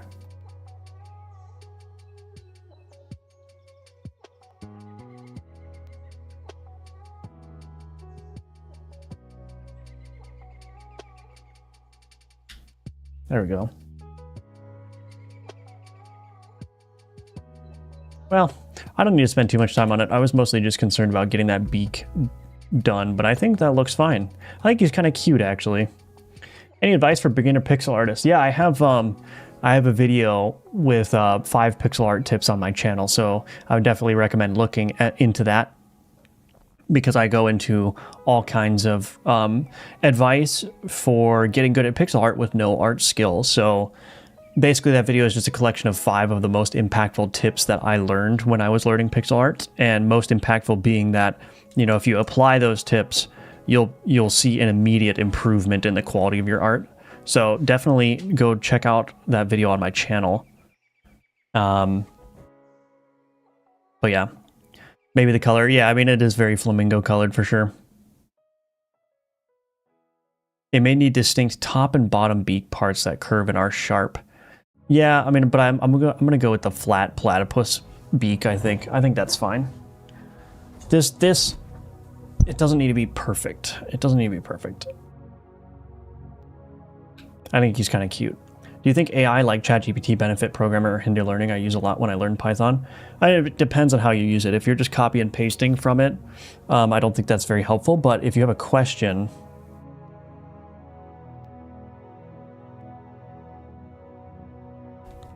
about how a piece of code works, or you have a very niche question that is not, like, you can't find a Google result for, I think that's a great use for ChatGPT. Do you primarily create animations using Animation Player, or do you sometimes make pixel art animations in Sprite? So overwhelmingly, yes, I use the Animation Player, although there are some cases, like here. So I created a wasp gun last night, and I made particles for the bullets to make it seem like a swarm of bees, or a swarm of wasps. And what I did is I actually created 2 frames for the GPU particles. And the reason is because I wanted the GPU particles to look animated. Like, I wanted them to look like they were flying, but since they're particles, I can't apply Animation Player to it in the same way that I normally do. So I just drew 2 frames, one with the bee kind of up and the wing up, and then one with the wasp here moved down a little bit with the wing down. And then I applied those frame by frame animations in the GPU animation properties. So in those cases, I will use frame by frame animation, but for entities like this guy, I'm actually about to go in and animate him with the Animation Player. I just got to make sure that these things are all correct here. Okay, so I'm about to go in and animate this guy with the Animation Player here, so let's go ahead and do that. So export, scripts, GSPI, export layers, boom, boom. And I'll also export the flesh monster here. Yeah, that beak looks so much better. Okay, so now I'm gonna go to my visuals here, and I'm gonna go ahead and create body, arm left, leg right. We'll move all these under the visuals here. Okay, and then I just basically figure out where I want my offsets to be for sensible animations. So that's good. And then I just align it like this. Okay, same deal for this one. This is the right arm, so let's see. And it's right arm in terms of, like, I name it just visually, like if it's on the right side of him as I look at him, that's his right arm. I don't do any of this spatial transformation in my mind kind of BS, you know? So there's right there, and then, so there's the body, so arm left. So just get the pivot offset in place, and the pivot offset is important because that determines the rotation point. So you just get a good pivot offset there, and then, let's see, take this arm left and just move it up.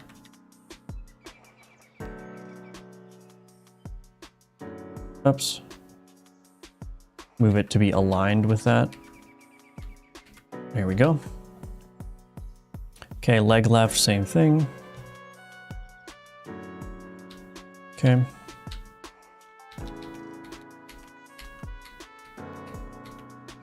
I can't really tell. Oh yeah, that's right, okay. And then leg right.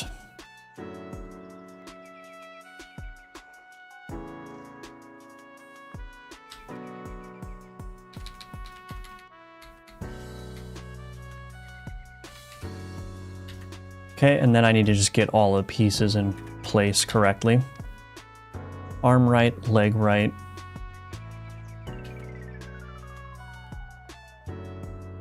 Okay, and now I can animate these things.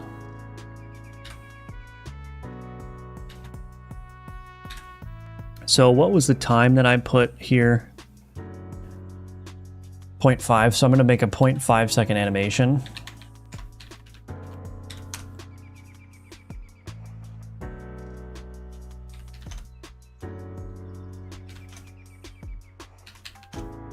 And now I'm going to see if I can make this look decent as a leap animation.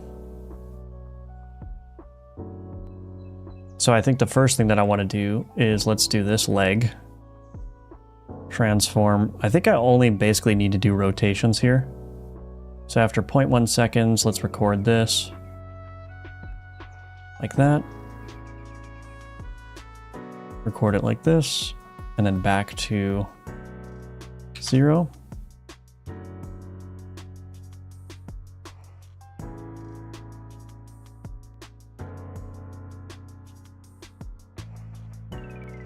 Oh, did I not put 0 here?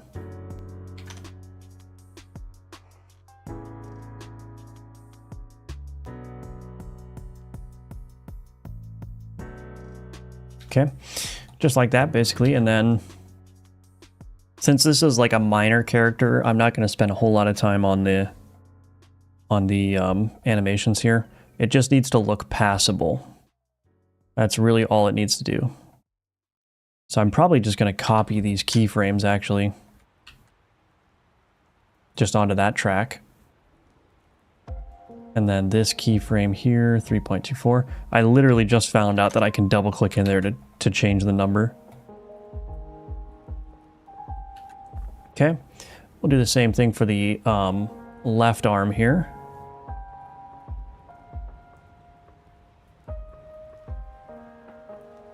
I'll do a little bit of a different animation here though. Also, this arm should probably be above the leg. So we'll rotate it like this. Rotate it back this way. Back to 0.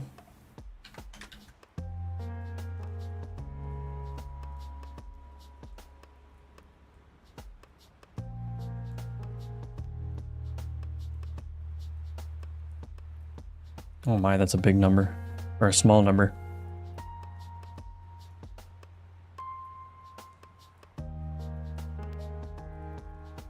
Okay, I'll just copy all these and paste those as well. So the arm right here, we're gonna do transform. Actually, let's just grab these. Arm right, transform rotation. We've got to create the reset track. Copy, paste. Okay, and I wonder what happens. I like to set all these to cubic. Creates a little bit nicer of an animation. There we go. Okay, and then we'll rotate the body a little bit as well. And I'll give the body a little bit of an exaggerated rotation. So I'm actually going to rotate the body a little bit off time here. So he'll go back like this. And then back to 0. And that's not enough. It really needs to be exaggerated here.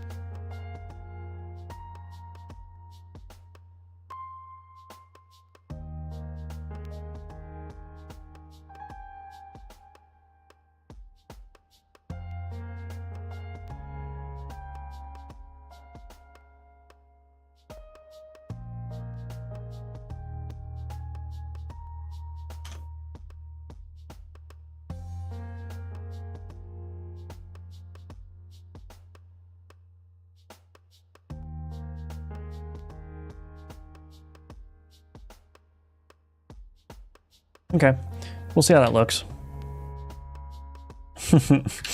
Okay, all right. We'll see how it looks in game. That's the most important thing. Private static read only string name anim default.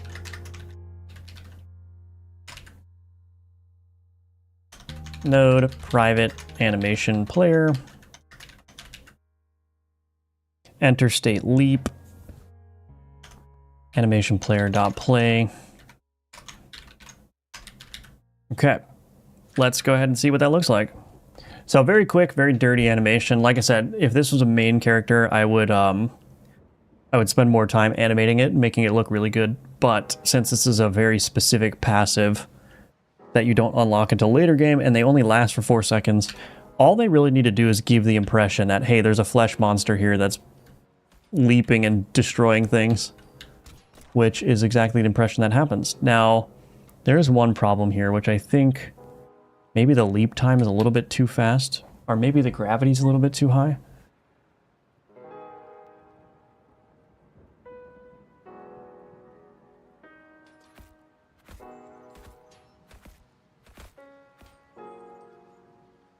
I could do like a little bit of an idle animation too.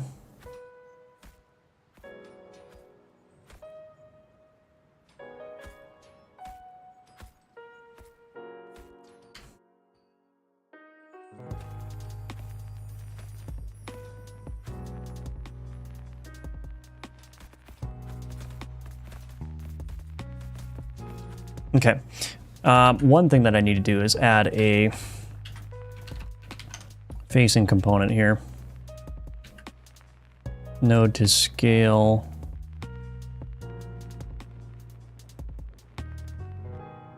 Enter state leap. Facing component. I need to get a reference to this. Node private facing component. Facing component. Then in here, facing component dot update global position plus leap destination. Or no, just leap destination.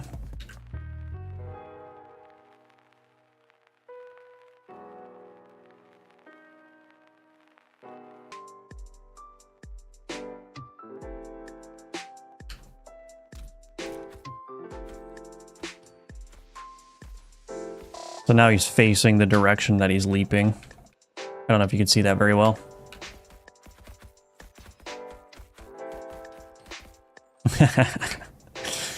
Oh goodness. I mean, the animations are very crude, but it works. I could add like an idle animation maybe. Just so he's not so static when he's standing still. Let's just do that. Let's just create an idle animation real quick. Animation new, idle. Let's make sure we go to the reset animation first. And I'm going to make a very, very simple idle animation here. It's just going to be 0.2 seconds long. And we're going to take this body, we're going to take this position here. We're just going to move the position up a little bit and then back down, and we're going to make it rotate. Yeah, perfect. Just make him like super, super eager. Position for the arm left. So we'll go up a little bit.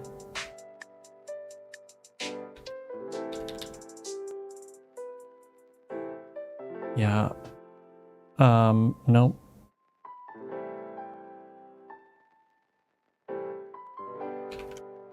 I can create a different curve for this so it's a little bit behind.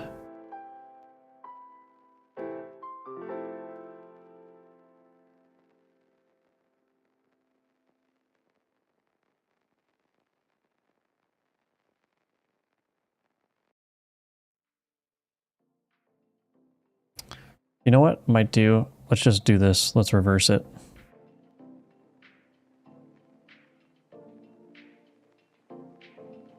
Oh, well, that's not quite right, is it?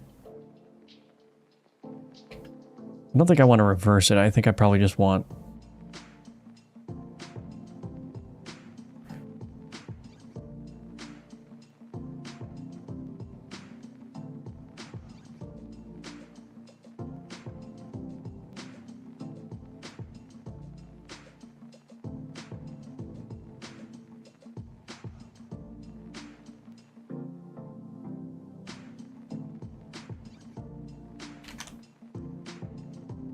There we go.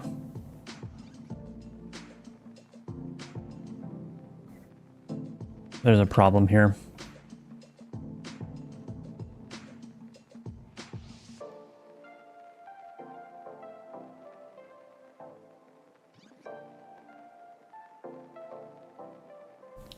Gotta add that, what you call it? Outline.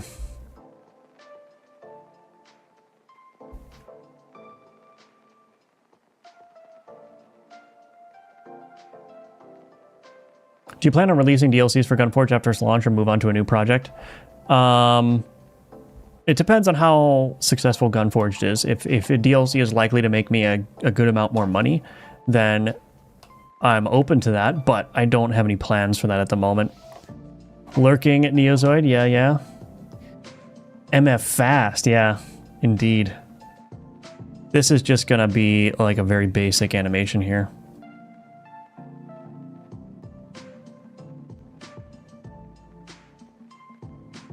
I should probably do the right arm as well. And we'll just, oops, turn off this.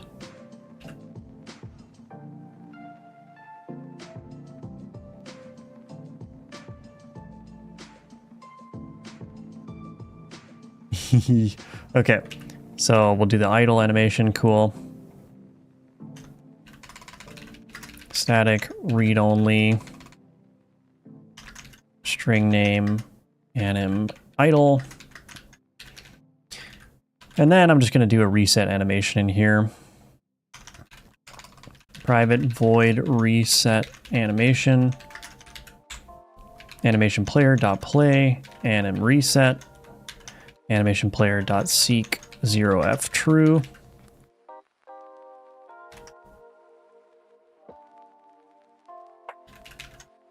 Okay. So enter state normal. We're going to reset animation. Animation player play anim idle. Enter state leap. Animation player dot play. So animation player, or no, reset animation and play anim default. Perfect. All right, let's see how that looks. You should create a tutorial for animation player in Godot. Yeah. Welcome to the stream, by the way, KE. Good to see you. Yeah, I got a lot of stuff that I need to make tutorials for. Okay, with just those simple tweaks, I think the flesh monster is looking really good. So, with all of that out of the way, now I gotta try to make sure that the passive actually works. Gun worm left, gun necromancer left. So I've got haunt and bleed now, which is what the passive does. While affected by bleed and haunt, spawns a flesh monster that deals 50% DPS of your weakest gun. Cool. So if I go ahead and spawn rat 20, I have to make sure that I'm actually killing enemies that are current kills 0. Oh, gun worm right. I didn't have a worm gun. I wasn't applying any bleed at all.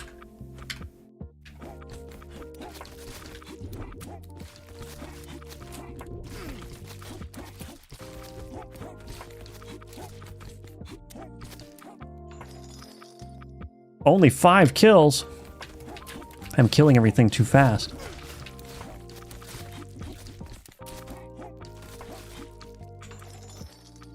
Eight kills. There he goes. Okay, so obviously he needs a death animation. The easy way to do the death animation, actually, watch this. I don't have to do anything for this. Watch this. Health component. So add a health component here. Health component doesn't serve any purpose here. It's going to be an ally, but it's not going to actually take any damage here.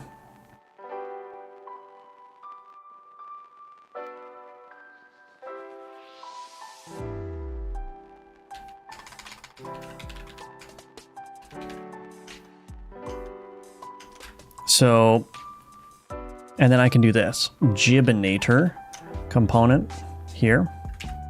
And I can take the health component, assign it there. Then for the Gibinator, I just do all of my different pieces here.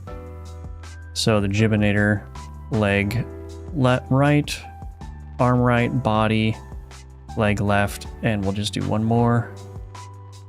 Arm left. And then we'll do default death audio component. And how does this work? Default, oh.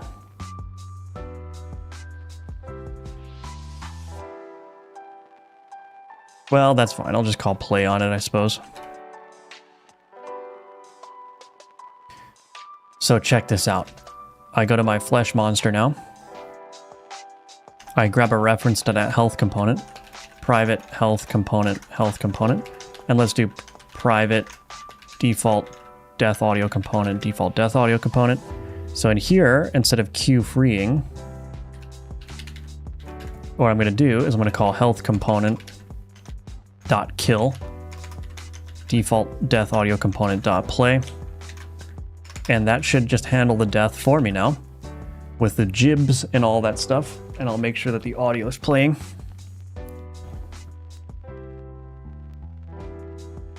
Okay, so or let's just spawn a flesh monster.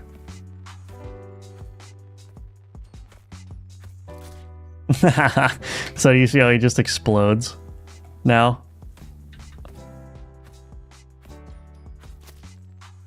So he just explodes when he dies. So I didn't have to add any extra stuff. I'm just using what I already had. Oh, I locked up the game.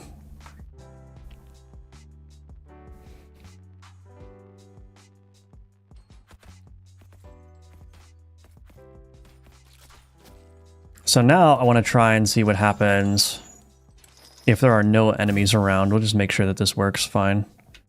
He should just stand there if there are no enemies. And then as soon as enemies show up, yeah.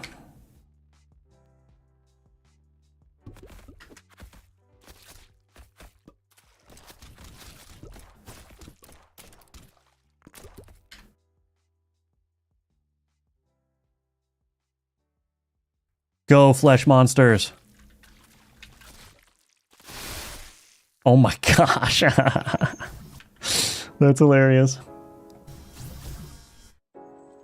So that guy's too far away, so he's just gonna die. Yeah.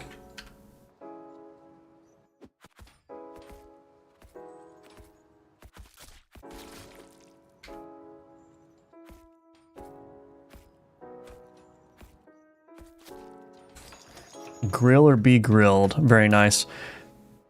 Okay, so I'm gonna call that good to go. So finish flesh monster.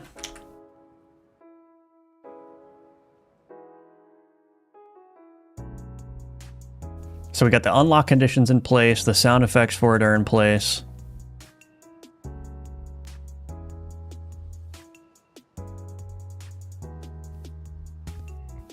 Actually, I wonder if I should do like an impact sound effect. Let me see. Ooh, that's a good one. Let's just add one more thing to really round this out, which is a sound effect when it lands. And we'll turn down the volume quite a bit on this, actually. New audio stream randomizer. Got to make sure that's on the sound effects bus. Random volume offset dB. Let's do 2. Random pitch 1.1. Okay. Impact. So I'll just grab the first 4 of these, I suppose. Blood, blood, blood, blood. Cool. And then call this slam player.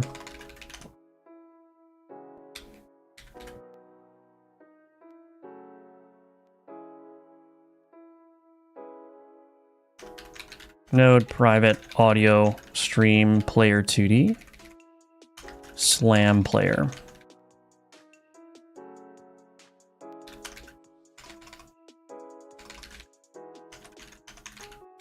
Cool.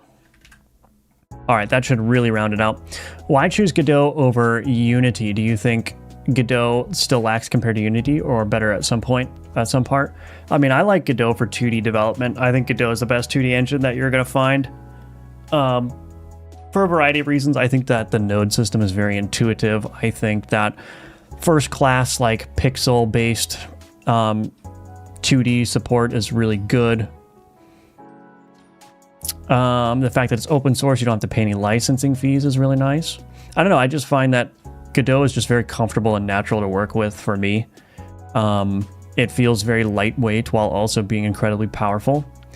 And but in terms of 3D, yeah, Godot still lacks in 3D, so I'd probably choose Unity if I was making a serious 3D game.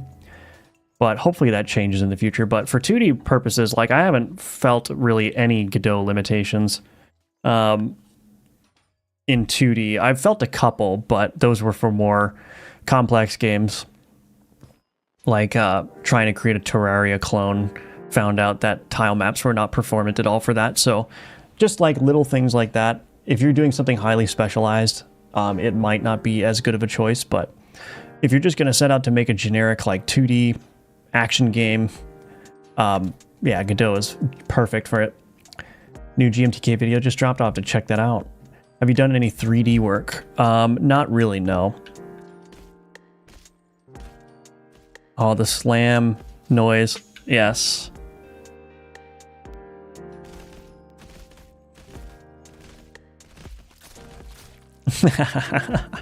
Oh, that's so fun. Okay.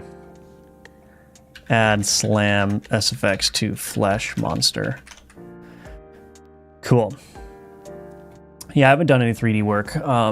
Maybe someday, but 3D is just more difficult in terms of everything. It takes more time. I guess that's not, I mean, it's more difficult, yeah, technically speaking, but it's also just, there's just more to do in 3D because you got to do the models and you got to do the textures and you got to do, you know, you got to make sure that the player can stay in bounds, which is much more difficult compared to a 2D game. There's just a lot. But maybe someday I'll get into 3D development. Anyway, let's go ahead and move that over to done. I'm very happy to get that done. Unfortunately, we weren't able to move on to anything else, but that's not bad at all. So it took basically 2 hours to get a brand new passive with a brand new entity in-game.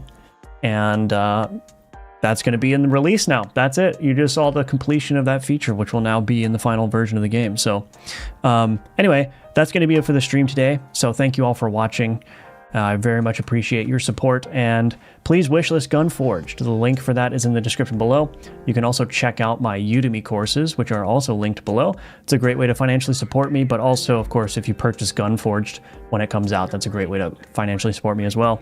Because I am doing full-time indie game dev, so I have limited income. So I need to grow that income if I am to continue to do this. So yeah, your help is greatly appreciated.